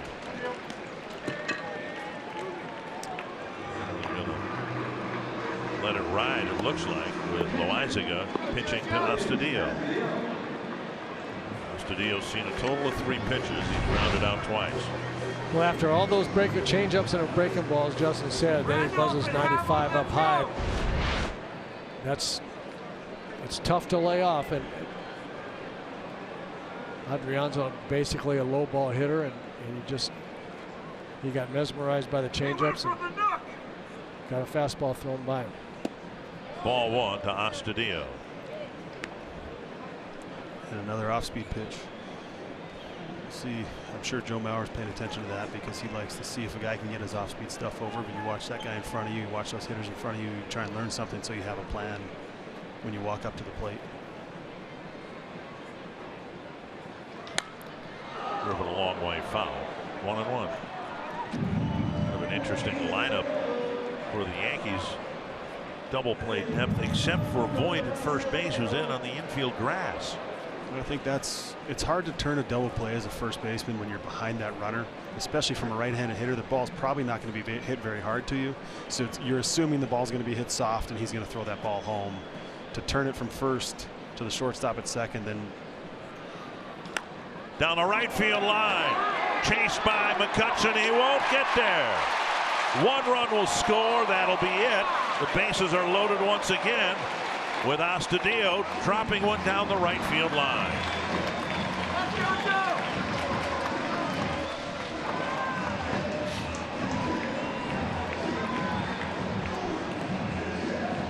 Now we're going to see a new pitcher fire. Well, after all his breaking balls to everybody, including Astudillo, he gets a fastball up and in that jams him, but strong enough to fight it off and hit it in the perfect spot. And like we've talked about before, exit velocity doesn't matter on something like that. Sometimes it's just where you hit it, not how hard you hit it. Tommy Kahnle will come in with the bases loaded and 1 out.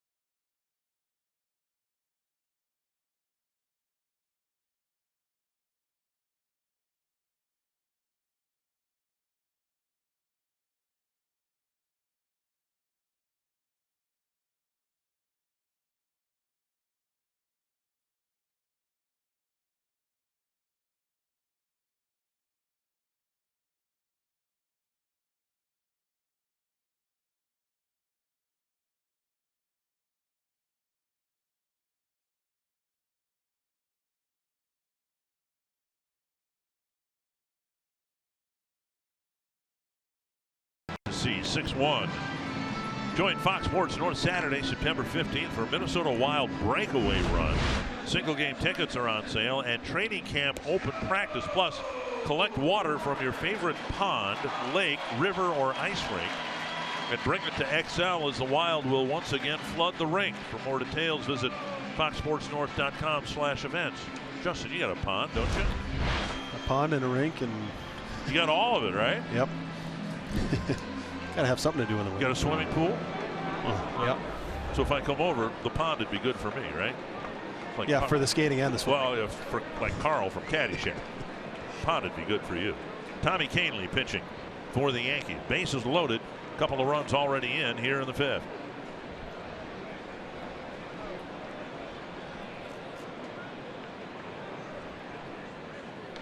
And you'll get a lot of that. Crisp fastballs from Kahnle, 96 but high. Former teammate, played together in Colorado, and stuff is as good as anybody in the league. The strike zone will elude him from time to time, and we've seen 12 walks in 16 and third innings so far this year. So I'll be surprised if Joe swings early, and I'll be surprised if he sees anything or swings at anything outside of the zone. 96 on the corner.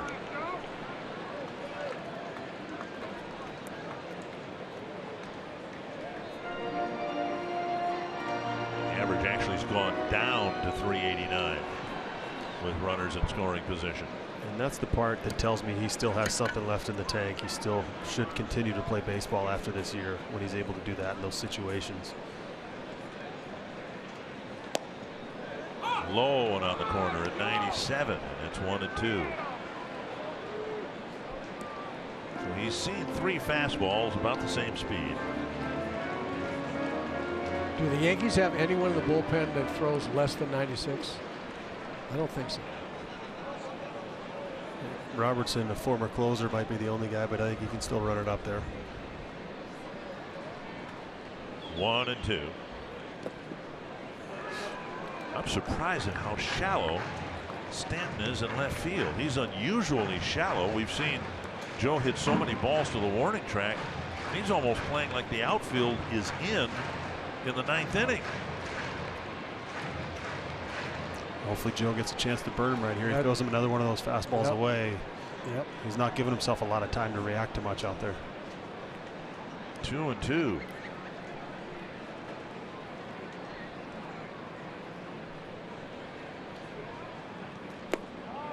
And now 3-2. Polanco on deck, and the base is already loaded. This is what Joe Mauer does. He makes you throw him something that he wants to hit. He might have got down to 2 strikes, but he didn't feel like he could do a whole lot with either one of those pitches. Now he's got himself back into the driver's seat, and he has to throw him a strike right here. And if he doesn't, you know Joe's going to take it. And if he does, he's seen so many pitches from him. He knows what his off-speed does. He knows what his fastball does.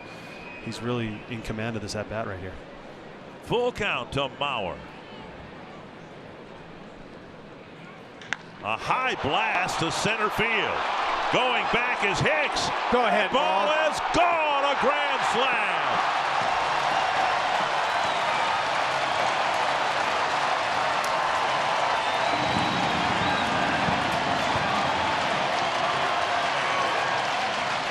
Only one swing in the whole at bat, and it's a grand slam.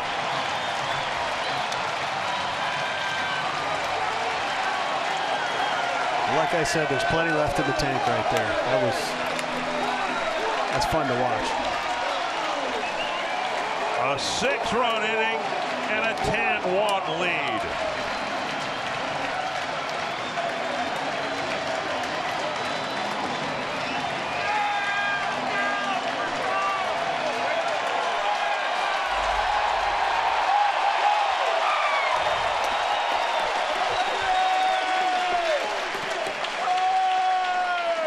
Moments like that, and we've had a few of them here at Target Field, make me hope it happens. I think he still enjoys playing the game, and it is a grind, particularly when the team is losing. But he's had a handful of moments like that here, walk-off hits and grand slams, and just to see the smile on his face gives us hope that he'll come back. And a strike to Polanco, 1-1. And home plate umpire James Hoy giving some heat back to the Twins dugout. Not sure who it's directed at. Derek Shelton, perhaps.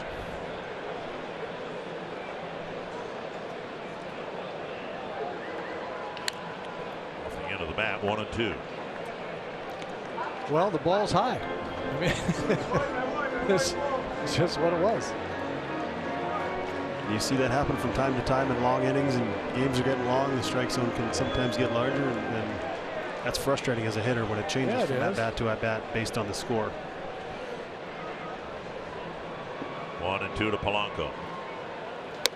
2-2. Mauer's 5th career grand slam. His last one came last September, middle of the month.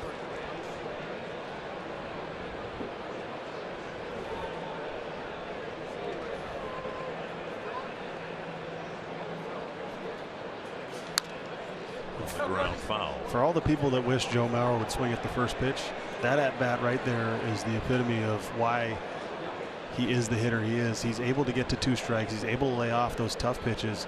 He saw so many pitches before that.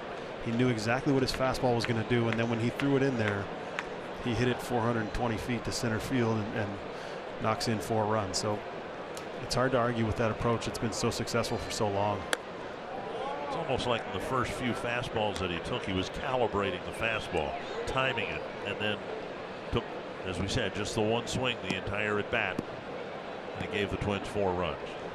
Well, it's because the one swing that he finally swung at was the one really good pitch to hit, and that's what Justin's saying, and what we've talked about Joe for so long, is that, as I said an inning or so ago, to Justin's point, you don't want to swing at a nasty pitch where in essence you're taking a 2-strike swing, a protective swing at something before you get to 2 strikes. There's no future in that.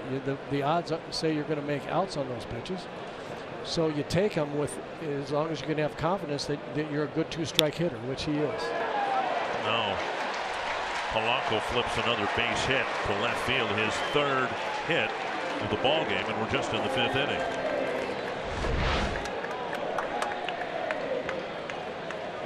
97 right down the Yeah, but it was middle, and that was the first time he got a middle the whole at bat. So he just waited, he just didn't swing until he got one. StatCast AI powered by AWS. And you know, he took the first fastball up and away. It wasn't something he wanted. Took strike 2 down and away. It wasn't something he felt like he could do. And like I said before, the umpire gets one, the pitcher gets one, and you get one. He ended up getting his one right down the middle and tattooed it to center. Reminded me of the first homer he hit in this ballpark when we played that exhibition game against St. Louis. We came up here and we were talking about how we thought it was going to be a great hitter's park, and not quite turned out that way. But you know, he made it look small there. Tapper to short. Second, quick flip to first. Nice pivot by Torres, and the inning ends. Good inning for the Twins. They score 6 times, 4 of them. 4 of those runs scoring on one swing from Joe Mauer.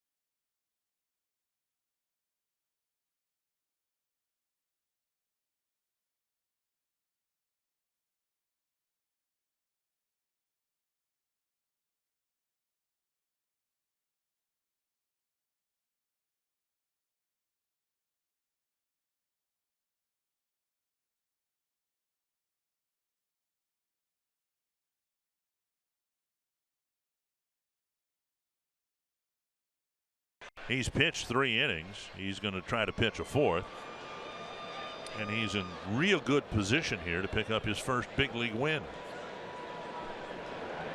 I guess as much as LaTroy Hawkins was bemoaning the fact that relief pitchers who open games can't win, but they can lose, the converse of that is Stewart doesn't have to pitch 5 innings now. He can probably not even complete this inning, but in the opinion of the official score, might be deemed worthy of picking up a win, while the Twins expanded the lead to 10-1. 2-0, and now inside again, and Stewart's got to throw strikes. He's escaped all sorts of control issues here through his 3 innings. He's walked 3 men, he's hit another, but he's benefited from a couple of ground ball double plays. And he's going to have to lock back in right here and pretend like he's pitching a 2-1 ball game. There's a strike, 3-1. McCutcheon's been a tough out for the Twins in this series. And again tonight, a single and a walk in his 2 plate appearances. Just inside, McCutcheon flips the bat away, and he'll take first base.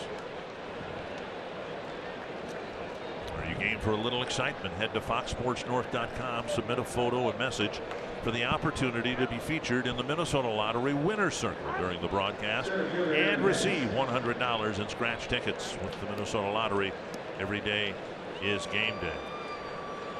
McCutcheon was on base 5 times last night, once on a fielder's choice, and he's reached all 3 times again tonight. Here is Hicks. Back in the strike zone, strike 1. And that's sometimes the difference between a veteran catcher and a younger guy back there. a less experienced guy. A lot of guys will go to that off speed a little sooner. They'll start going to that off speed pitch when a guy can't get his fastball over. Just outside.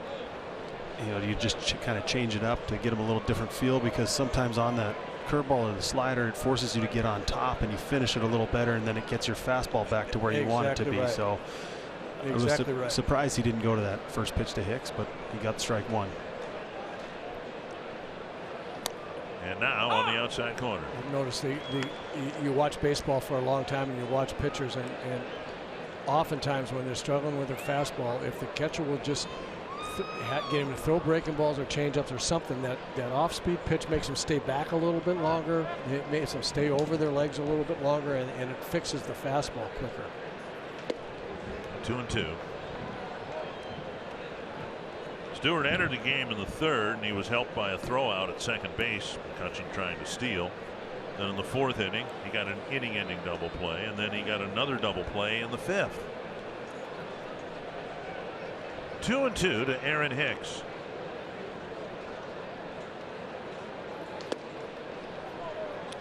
Full count. And the last thing you want to do right here after your team scores you that many runs is to start walking guys and allow these guys to have a chance to get back in the game, because they have so much power. They're a 3-run homer from being obviously not close in this game, but you know, you start right back in it. Yeah, you give them life. You don't want to do that. Right. Could be another double play.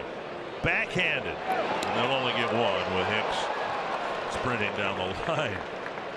Polanco with a backhanded flip to Adrianza. And this was a good read by Polanco, because a lot of times guys will go try and tag that runner running a second, and if you stop and try and tag him as a base runner, you're taught to just stop and not allow him to tag you. So by flipping that ball to second, you at least have a chance to turn two there. McCutcheon's been around for a while. He knows to stop in that situation. And a nice flip, and obviously a fast runner. You're not going to get him on that play. That ball wasn't hit hard enough, but that was good instincts right there by Polanco on the opposite side of the diamond, of where he's at least starts the game. Duhar, the batter. First time I've ever seen a force play at second, and I've written down 6-5.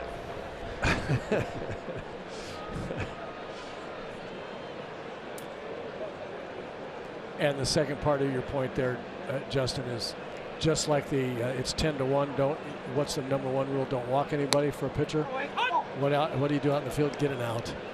Just make sure you get the out, and especially the lead runner. Yeah, you keep that double play in order. You keep Hicks at first base now. Now another ground ball. Is such a good ground ball pitcher. That's important to keep that guy off of second base. And this time a shift beater into right center field. Hicks will hold up at second. First and second, one down, and that'll bring up Stanton. Stanton hit a double last night that was clocked at, I believe, 208 miles per hour. Seemed that way. And you look where he's at, 15 hits over 117 miles per hour. The name on that list that is amazing to me is Nelson Cruz. How long he's been able to sustain what he's been doing, it's been impressive. You know, obviously every name on that list is impressive, but you know, for a guy who's I think 38 or 39 years old to be on that list, also to be able to catch up with the velocity guys have, it's impressive. One strike to Stanton. Struck out and walked. Breaking ball, and he didn't bite. 1-1. And if he can just get that pitch over, if he's able to throw his slider over the plate with how much movement he has on his fastball, all these right-handed hitters are aware of it. They've seen him. They know what he's got. If he can just get that breaking ball over, he'll get outs. There he is. Got it over for strike two. And now if Stanton gets breaking ball in the back of his mind, he's leaning out over. Now that's two-seamer so much more effective, or the one-seamer, the sinker that he throws, he can get a double play on it. He's got him set up now because he's ahead in the count. Taken low, 2-2. Well, obviously the next step for Cole Steer, we've seen his stuff, and it looks like it will play up here if he can throw it both pitches consistently for strikes. He just hasn't been able to do that yet. But the flashes that we see when he has the command have been terrific. Half swing. Did he go? No, it's a full count. Boy, that's just a handle eater, isn't it? That thing just absolutely boring in on those right-hand hitters.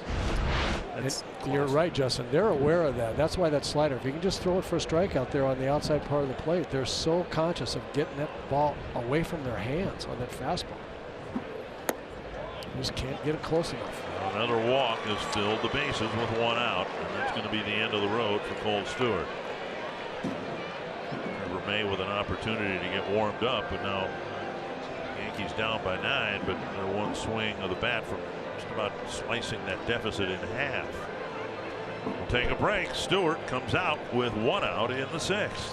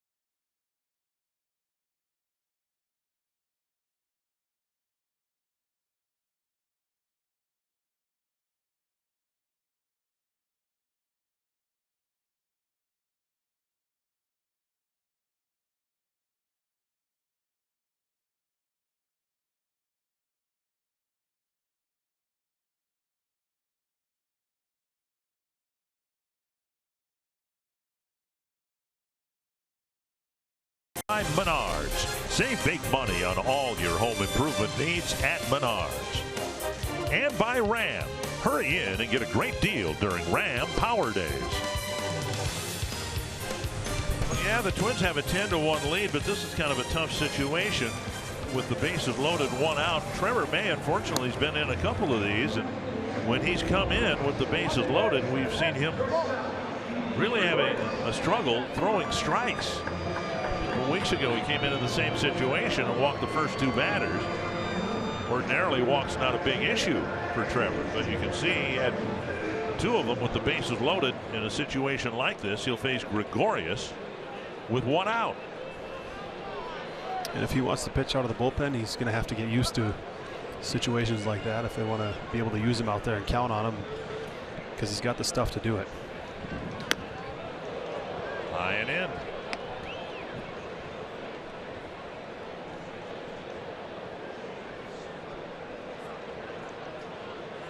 Baseball's such a mental game, you know. You think? You just have to tell yourself, execute this pitch, focus on this pitch. Don't let the situation come into play. You threw him, what, a changeup, got a swinging strike, 1-1.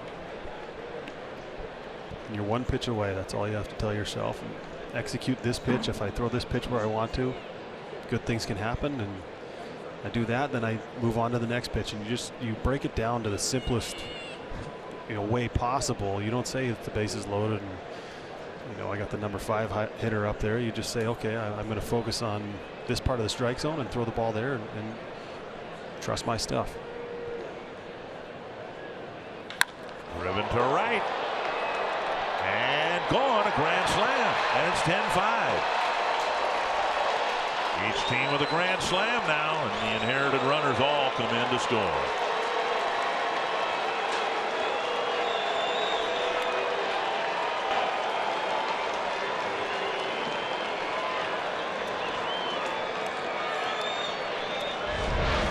Like we talked about before, those walks will come back to haunt you. He got a fastball middle in. He knew he didn't miss it. Boy, that is a pretty swing. Threw his hands inside just enough to throw the big end of the bat right to the ball, and a 95-mile-an-hour fastball. That exit velocity was a tad higher than that. Fresh start now. Bases clean. Still a 5-run lead. And here's Sanchez with 1 out. Sanchez swings through a fastball. And that was, I hate to say it, it's easy to second guess, but it was a pretty predictable changeup away, fastball in, you know, kind of sequence there. It's like you made him look bad on the changeup. Why not prove that he can hit it, as opposed to saying, okay, we've got him set up for a fastball in, and you know, it kind of leaks back over the plate, and a good hitter like that's not going to miss that pitch. And, you know, thigh high, middle in, grand slam. Now we've got ourselves a new closer ball game that we weren't looking for. Larger issues, of course, but I think that the grand slam probably took a big chunk out of Cole Stewart's chances of getting a win, because he's charged now with 3 runs. He came off the bat 102 miles an hour into that flower box up there. He's turned himself into such a great hitter. You know, for a guy who had to step in after Jeter, what he's been able to do in New York has been impressive. It really has been. I really like the kid. Little mustard on that fastball, and Sanchez strikes out. 2 down, and that'll bring up Voit. But you know, Dick, to your point about Cole Stewart, you got to earn this stuff. And, yeah. You know, I mean, it's 10-1. You have to throw strikes. It's your job in the big leagues to take whatever stuff you have and throw strikes with it. And you can't be a guy that gets a lead like that and then walks the ballpark to let the other team get back into it. And he's got good stuff. He's got big league stuff. We've seen him get good hitters out. He's got to find the consistency.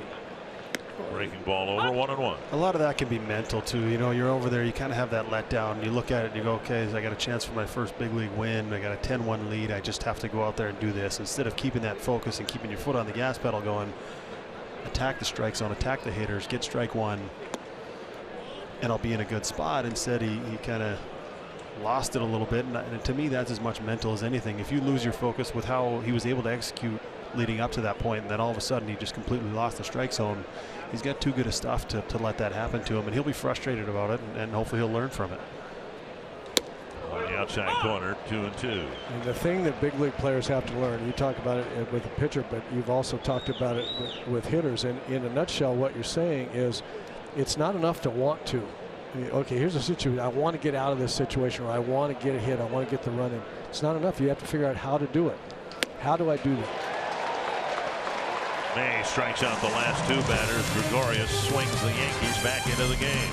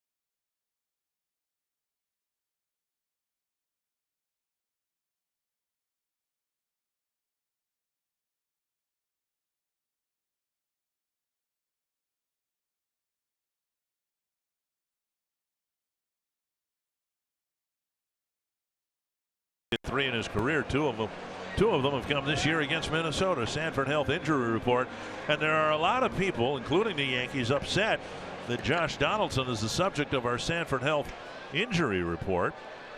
0 for 4 in his first game since May. But what is upsetting to them is the fact that to be traded before the trade deadline, a player has to be deemed healthy. I think to be placed on waivers, he has to be healthy. Right, but he was cleared through waivers and was dealt to the Indians. And they promptly put him on the disabled list. One of the greatest quotes I think I saw was from an anonymous source, but they said, well, he must have got hurt riding on the plane. Right. Because he was healthy when he was traded, and all of a sudden he got on that plane and his calf was re-injured. Was down in Florida when we were in Toronto trying to rehab his injury, and he's, I guess, gotten what he's wanted. He's out of Toronto. He's in a pennant race, but a lot of people in the American League, the playoff teams that the Indians might be facing, are none too happy about it. 2 strikes to Grossman. But it doesn't make a lot of sense to me. I mean, if a guy's going to trade for an injured player, then let him trade for an injured player, because there's no guarantee that guy's going to make it back. I mean, he gets on a rehab assignment. I understand what the rules are and why people will be upset. Right. But the rule kind of doesn't make sense in the first place, in my opinion. I think he was fine when he was traded. I think it's just dangerous going through customs into Canada. I mean, and Grossman down the line, but it'll twist foul. It's tough going in there. He has no comment. It's tougher to get out, isn't it? Yeah. I want to be allowed in the next time I go. 2 strikes to Grossman. And now up high. Canely gave up the grand slam to the first man he faced, Joe Mauer, and then Trevor May came in and gave up a grand slam to the first guy he faced. Those horrible things to your inherited runner percentage. And the guy's ERA that you're coming right. How great is baseball, Major League Baseball, though? I mean, we get to see Joe Mauer, one of the best players of his generation, hit a grand slam home run, and now Didi Gregorius, who's going to be one of the best players of his. It's fun stuff. Chopper left side. I love that. And Grossman will get a base hit. Not much Andujar could do about that. Twins batted around in the 6th, and now Grossman, who started the 5th with a walk, starts the 6th with an infield hit. I don't know if this was his approach, but he fouled the ball off there earlier in the at-bat, and now he just gets a piece of it and just flips it the other way. There's nothing you can do on that. It looked to me like he had been listening to you, Justin. He had got 2 strikes. Guy's throwing hard. He's throwing hard.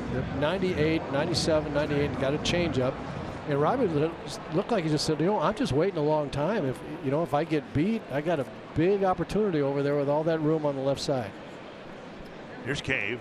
2 hits, 2 runs batted in, a run scored. Strike over the inside corner.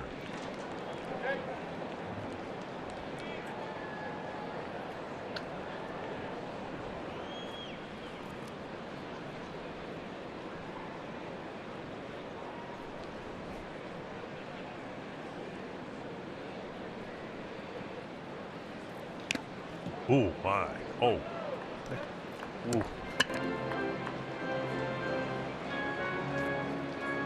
Hope that didn't hit. I think it got the railing right in front of him. That could have been really bad. Off the mask of the catcher. To the camera well.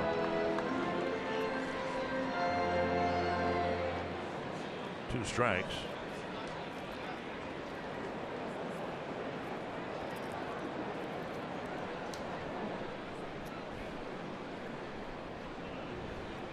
On 2 to Cave. Over the inside corner, a strikeout. On this Patriot Day, USAA honors those who have served and all of our service members at home and abroad. Patriot Day honored on, or observed, I should say, on September 11th. It was 17 years ago today. The Yankees were in New York, supposedly hosting the White Sox. Twins were in Detroit. specifically Dearborn, Michigan. They'd already won a ball game Monday night against the Tigers, and then the attack occurred. Twins were on the ground in Dearborn, pretty much locked in, although they did work out at Comerica Park. And the attacks came Tuesday morning and Thursday afternoon. Team boarded buses and headed to Minnesota. Still didn't play over the weekend and resumed play the following Tuesday. So there was a week of the season that was not lost, just delayed until the end of the season, which is why the World Series was so late when the Yankees ended up losing to the Diamondbacks. 2 strikes to Austin.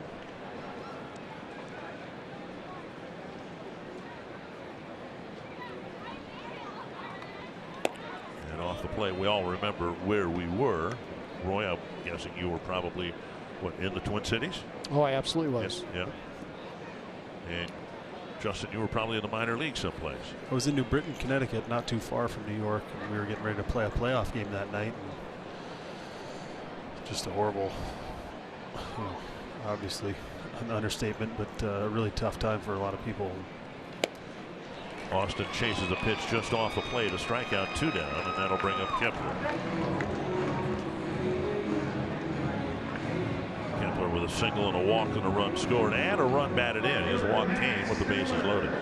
And after a little controversy, he took a 2-0 pitch that looked like he fouled off and ends up getting a 3-0 count and walked that at bat and really set up that big inning. So it'd be interesting to see Aaron Boone's reaction after this game if the Twins hopefully hang on to win this thing and see how much he thought that impacted this game. A drive to the right field corner. And off the wall. Grossman to second. And now to third. And Kepler's in with a double. The Twins threatening to strike back with some more run scoring against Canely in the 6th. Like we said after that first at bat, sometimes all it takes is a little blooper to get you going. And managed to keep one fair down the left field line. That time he got a fastball right down the middle. He didn't miss it. I think we went back to a couple at bats ago. We weren't sure what pitch he was looking for, and that time he was looking fastball. He got the fastball. And big league hitters don't miss that pitch. He's had a little trouble on fastballs from right-handed pitches this year, kind of inexplicably to me, because he has been so good in the past on that pitch from right-handers. But that was a pretty swing. That was the last year Kepler swing against right-handed fastballs. Well, that brings his extra base hit total to 50 on the year.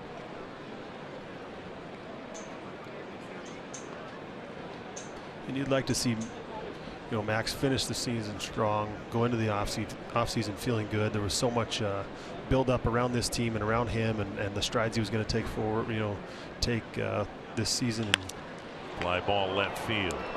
Stanton with the catch, and that ends the inning. The Twins leave 2 in scoring position.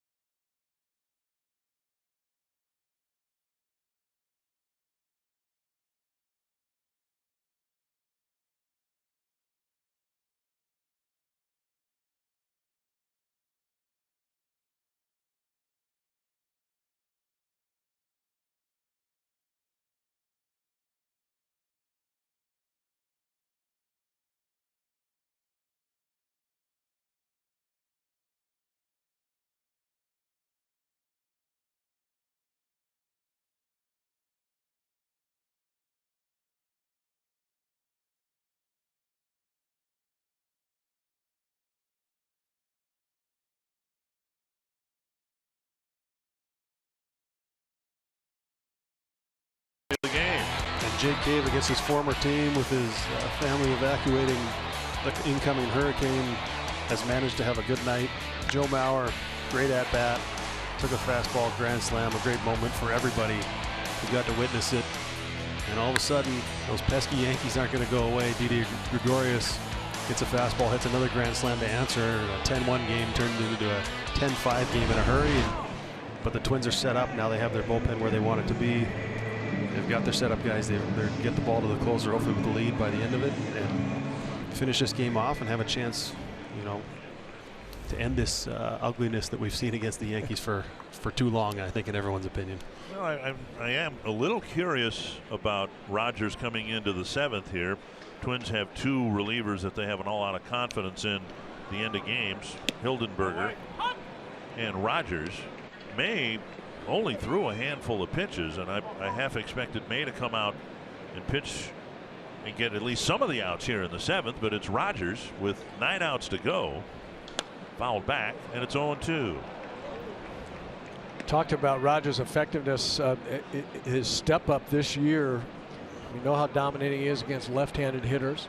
That big curveball he's got. Getting right-handers out was the next step for him, figuring that out, and he's commanded his fastball on both sides of the plate very well, and then he drops that curveball on him, and it's really helped him be effective now against right-handers as well. 1 down in the 7th, and let's check in with Marty Gelder. Now, this was a special day at the ballpark for Taylor Rogers and the Rogers family, because tonight they established the Rogers Family Foundation with the goal of bringing awareness to PTSD and the mental health of firefighters. There are 4 generations of firefighters in the Rogers family, including Taylor's dad, Scott. You see him there. He is representing firefighters in Denver, which is where Taylor is from. His uncle is also a firefighter from Denver. They joined some of the Minneapolis-St. Paul firefighters. Big group on the field before the game, and they're raising money and awareness for firefighters to get the mental health care that they need. Big night for the Rogers family. And what a wonderful night to do it. Thank you, Marty, here on the Patriots Day. 1-1 to the batter, Gleyber Torres. Spent a little time talking with Tyler Rogers, Taylor's twin brother. Taylor beat Tyler into the world by about 2 minutes a long time ago. And Tyler is a right-handed reliever in the Giants organization. Spent another year at AAA.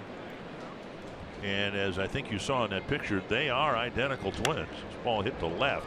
The ball sailing a bit, and Grossman stayed with it. That was a tougher play than it might have looked leaving home plate, because it looked like that ball was knuckling or slicing away from Grossman. 2 down.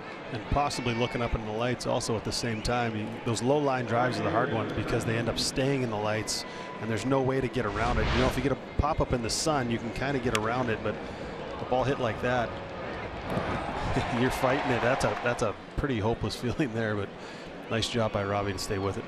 2 quick outs here in the 7th, if in fact the Twins are going to try to get the final 9 outs with Rogers and Hildenberger only.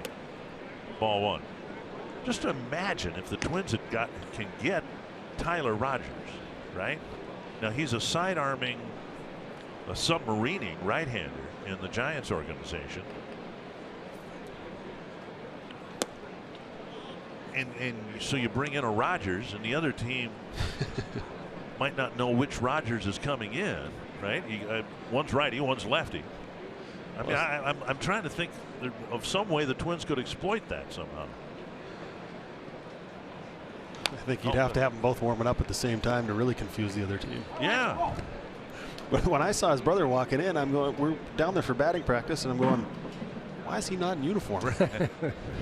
I was utterly confused. So it took me until the 7th inning to figure that one out. Nobody said I was quick. 2-1.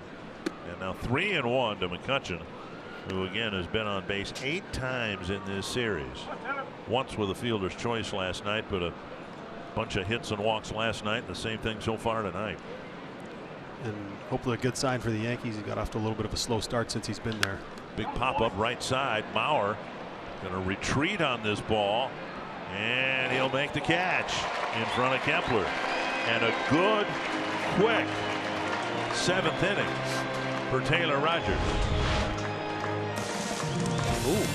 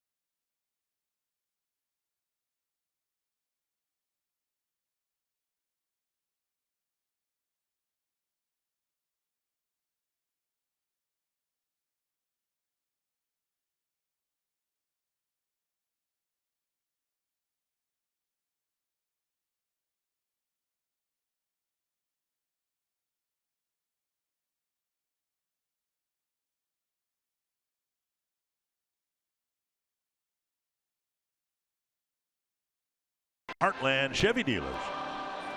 Camps provide players an opportunity to continue developing their skills as well as prepare for tryouts and the start of the new season.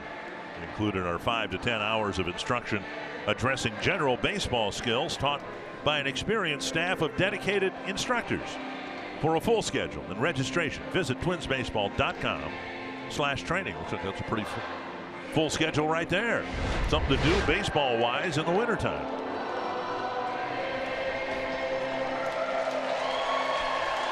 The Twins getting now in the bottom of the 7th inning, leading by 5. Astudillo will be the first Twins batter. He'll be followed by Mauer and Polanco facing Stephen Tarpley. Tarpley, the other left-hander in the Yankee bullpen right now. Zach Britton is the veteran. And of course, Aroldis Chapman is trying to recover from his knee injury in time to help the Yankees in a couple of weeks. And Britton's not really a lefty specialist. He's been a closer. He's just as good at getting righties and lefties out. So you never really want to go into the playoffs without having those options as a manager. So, well, you think about what's happening also to that point, getting ready for the playoffs, and the Indians don't know about Andrew Miller. Red Sox don't know about Sale. The Yankees don't know about Aroldis Chapman. Something was wrong with Corey Kluber last night with a short start. That's depending on who gets whom back. It's going to change everything. It could change everything. The Astros are sitting there with Verlander and Cole, and they're, McCullers is coming back. Keuchel is there. And Charlie Morton just pitched a great ball game. Yep. Yeah.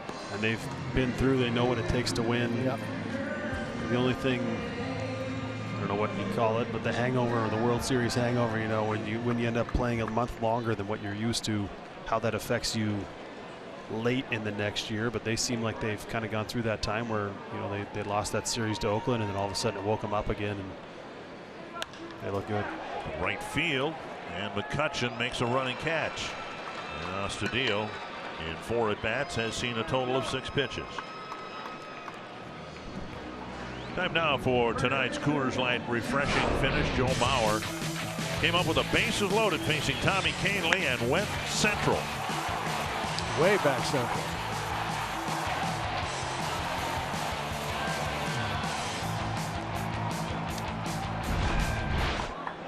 And Mauer also walked and scored earlier in the ball game.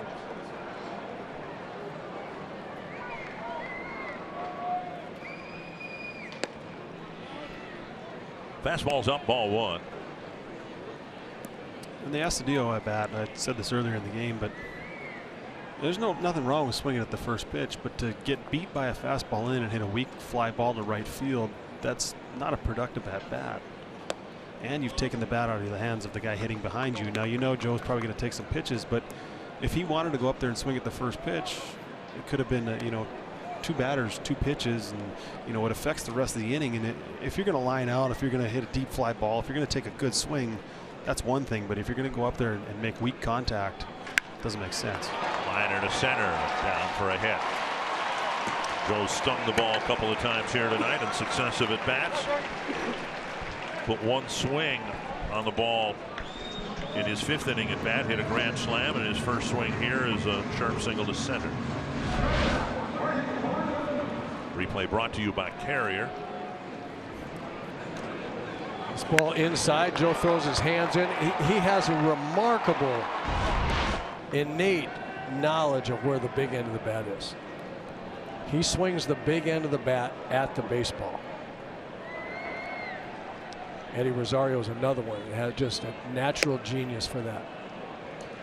And I think we're going to see it really well here in the side swing. Watch this. This ball's in. Watch his hands come way in because they've got to be in to get the big end there. If they stayed on the same plane as his normal swing, the ball would have hit him right above the thumbs. I think, Dick, you've seen him hit more than anybody, obviously, since his careers began, maybe other than his parents and his grandparents. But, you know, I can't think of the last time I saw him break a bat, getting, you know, blown up, miss-hit.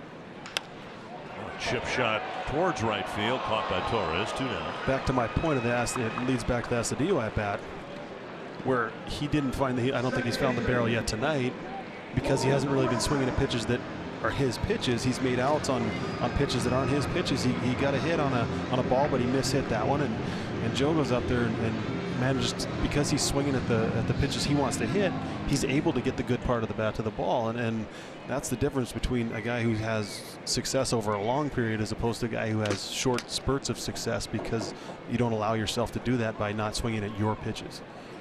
Fouled away by Forsythe. I would summarize Astudillo, his at bats, night in, night out, is that he has a great 2-strike approach. The only problem is he's got that approach from the moment he steps in the box. When he first was called up this summer, Paul Molitor described his hitting approach as going to get them before they get me. But see, that's the thing. To be a great hitter, you have to be willing to be gotten.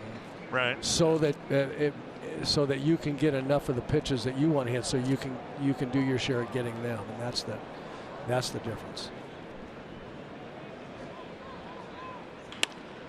Grounder to short, and they go the short way to force the runner at second base onto the 8th with the Twins up 10-5.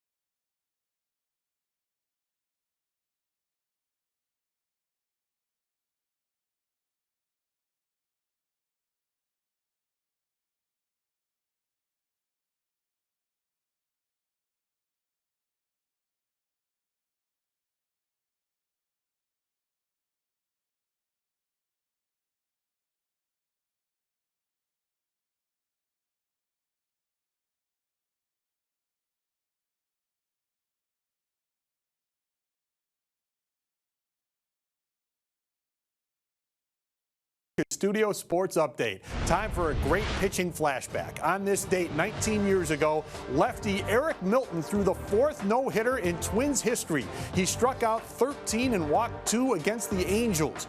Twins won the game at the Metrodome 7-0. That was one of those 11 in the morning specials at the Metrodome. They had to play in September to allow for the Gopher football team to play football on Saturday night. We used to play at 10 o'clock at the old Met, 10 o'clock in the morning on Saturday morning then. And more than once, we got the Angels were in town and we got Nolan Ryan at 10 o'clock in the morning. You talk about a wake-up call. That never made any sense to me because the Gopher football team was playing at Memorial Stadium. Kickoff, I think, was pretty standard, 1 o'clock. Games were shorter back then. Ball wrapped to third. Adrianza scoops it up and fires to first to get Hicks, 1 away. But I think how many people were going to go watch a Twins game at 10 in the morning on Saturday, and then if the game was over with, then drive through traffic to get on campus and get in the old Brickyard Memorial Stadium to watch the Gopher football game right afterwards? That just never made any sense to me at all. I never got past the having it not make sense to me why I had hit against Nolan Ryan at 10 o'clock in the morning. I never got past that. And having to get up at 7 and 6, whatever, right? Yeah, I mean, it was a two-edged sword. I mean, it was a double whammy because you wouldn't hit. I mean, they wouldn't get you there at 8 o'clock in the morning, right, so you could take batting practice. So yeah, let's have 10 o'clock in the morning, not take batting practice, and have your first swings be against Nolan. First swing of the day. We didn't have cages underneath either. Popped up short left center. Solanka with a catch, 2 down. This copyrighted telecast is presented by authority of the Minnesota Twins and may not be reproduced or retransmitted in any form, and the accounts and descriptions of this game may not be disseminated without the express written consent of Minnesota Twins, LLC. Now Stanton will hit with 2 gone. The base is empty. The most notorious Saturday morning game that I am aware of came in 1980. There's Matt Belisle working on the exercise bike. 1980, when the Royals late in the season were coming to Met Stadium and George Brett was trying to hit 400. And of course there was a game Friday night and his manager Jim Fry said, hey, don't worry about tomorrow, you're not playing tomorrow, which George took advantage of after the game on Friday. His manager didn't have to tell him that without for George to take advantage of whatever George wanted. At any rate, George showed up about 8:30 in the morning and found his name in the lineup. Proceeded to go 0 for 5 and took a bat to the toilet at the end of the visiting dugout, and those 5 at bats weren't what cost him the 400 batting average, but they didn't help. And Rogers cleans up 2 very efficient innings, a 1-2-3 7th and a 1-2-3 8th.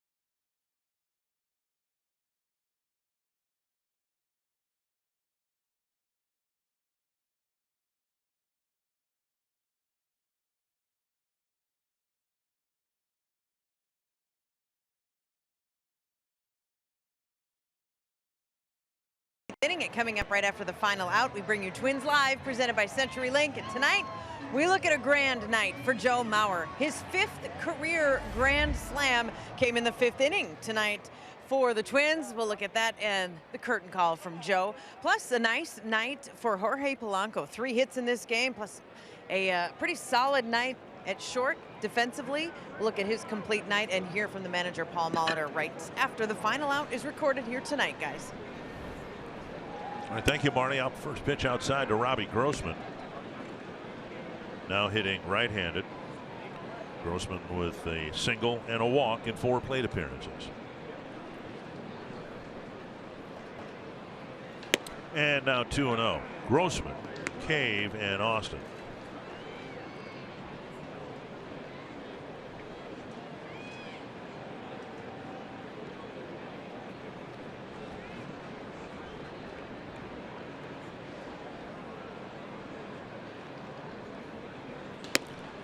Now 3-0. And this is, I was watching him warm up in between innings, and I don't think he threw a ball in the strike zone. I think he went through about 4 balls and misfire. I don't know if he's completely lost the strike zone at this point, but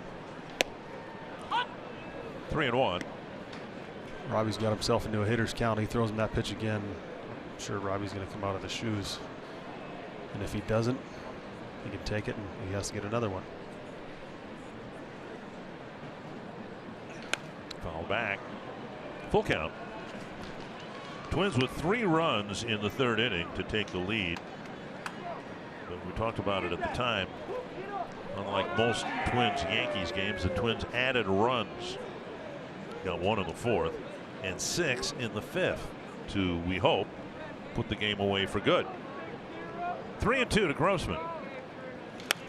We all remember the wild card game last year, and the Twins got 3 runs in the 1st, but it was still a game tied at 4 going to the bottom of the 3rd inning. But then the Twins stopped scoring and the Yankees didn't, and that's kind of what's been one of the big reasons why the rivalry has been so lopsided.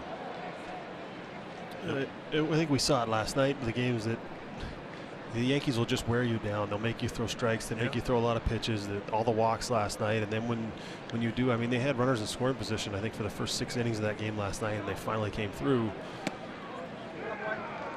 So it's one of those where you might have them early, but if you don't have the same quality at bats they've had, it's going to be a long night. Grossman takes a walk to start the 8th inning, and okay, let's take a look at the Menards in-game box score. Twins with 13 hits, holding the Yankees to just 5. And then, as we said, a whole bunch of walks as well.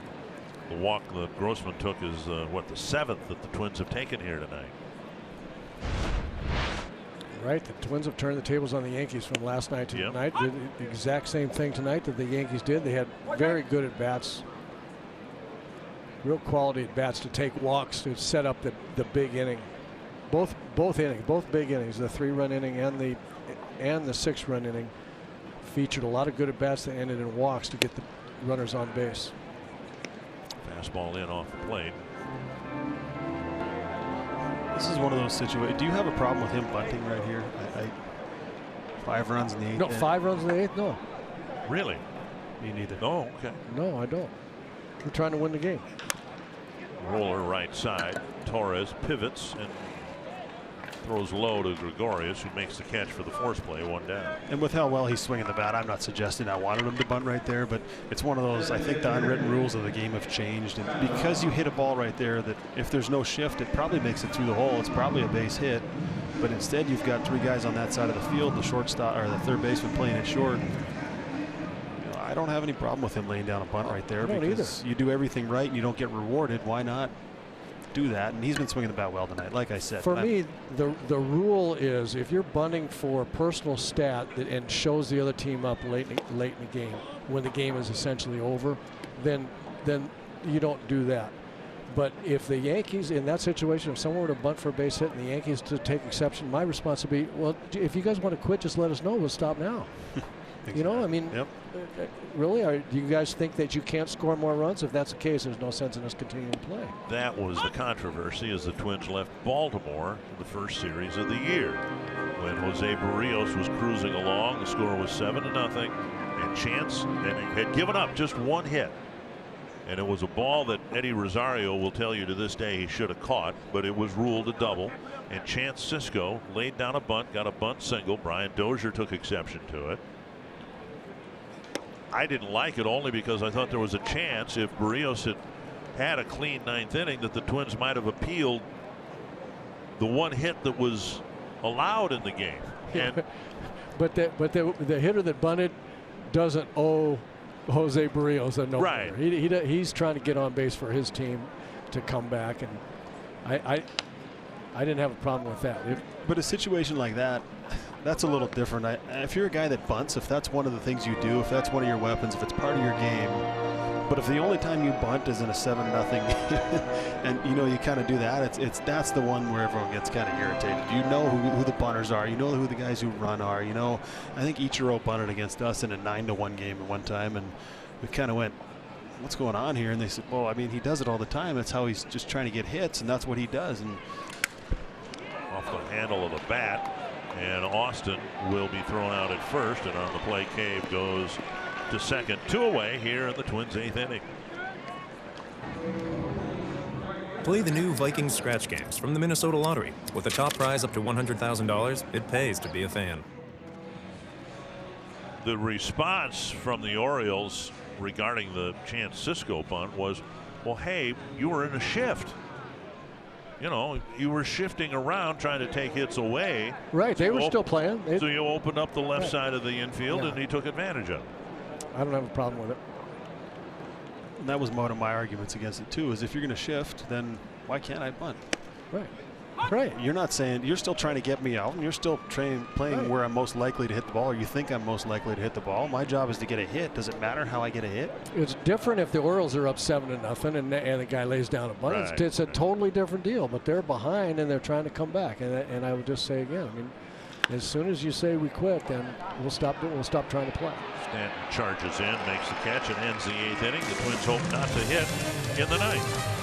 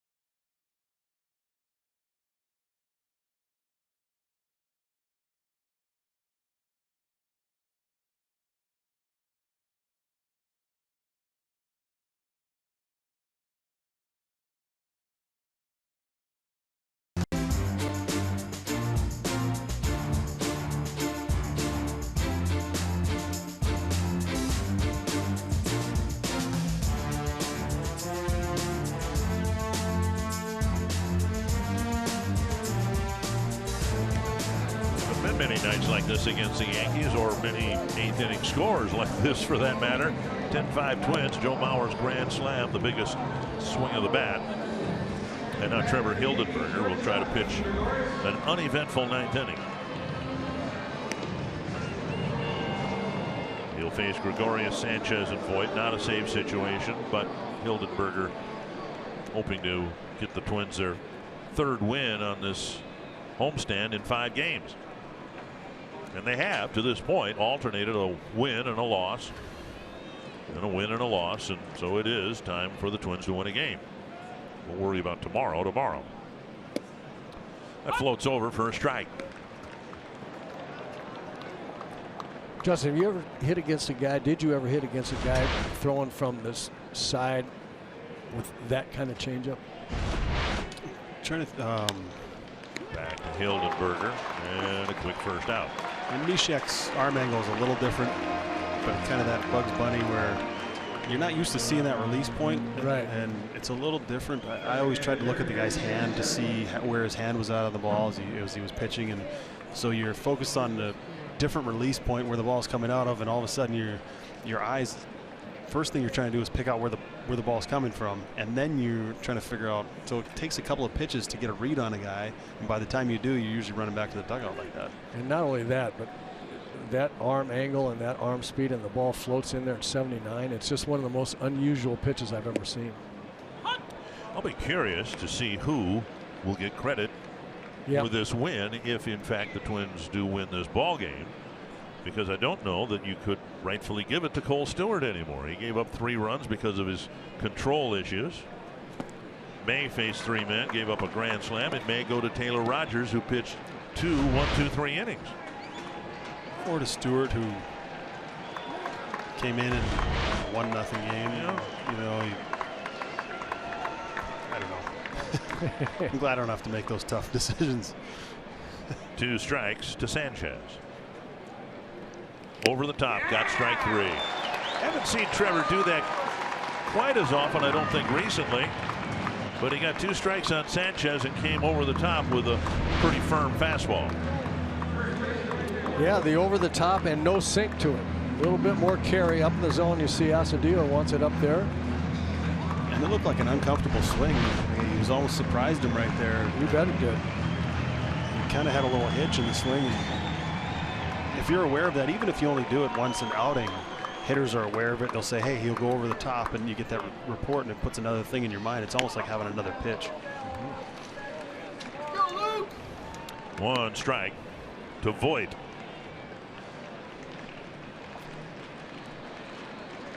Voigt, I guess it could be said, is on this Yankee team because Tyler Austin is on the Twins team. Kind of the same type of player, power hitting right-handed first baseman.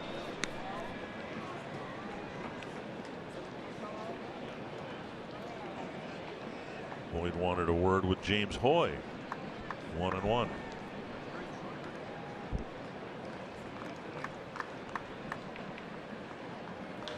Another one grounded foul. But Hildenberger delivering those pitches, that's about all a hitter could do, right? Is pull it into foul territory. Yeah, that's a tough right-on-right matchup.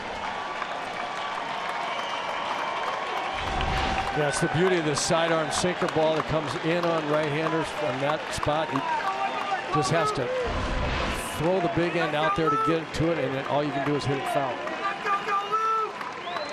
And then the changeup. How about Rogers and Hildenberger? 9 up, 9 down, and the Twins even this series with a 10-5 win. Twins fell behind 1-0, but a 3 spot and then later a 6 spot, Anthony. And it was a fun night here at Target Field against the Yankees. Haven't been many of those lately, and we wondered if the Twins could break the seal against New York. They do it tonight in a big way. A grand slam for each team. Minnesota comes out on top 10-5. We'll hear from Paul Mahler and preview the series finale next on Twins Live.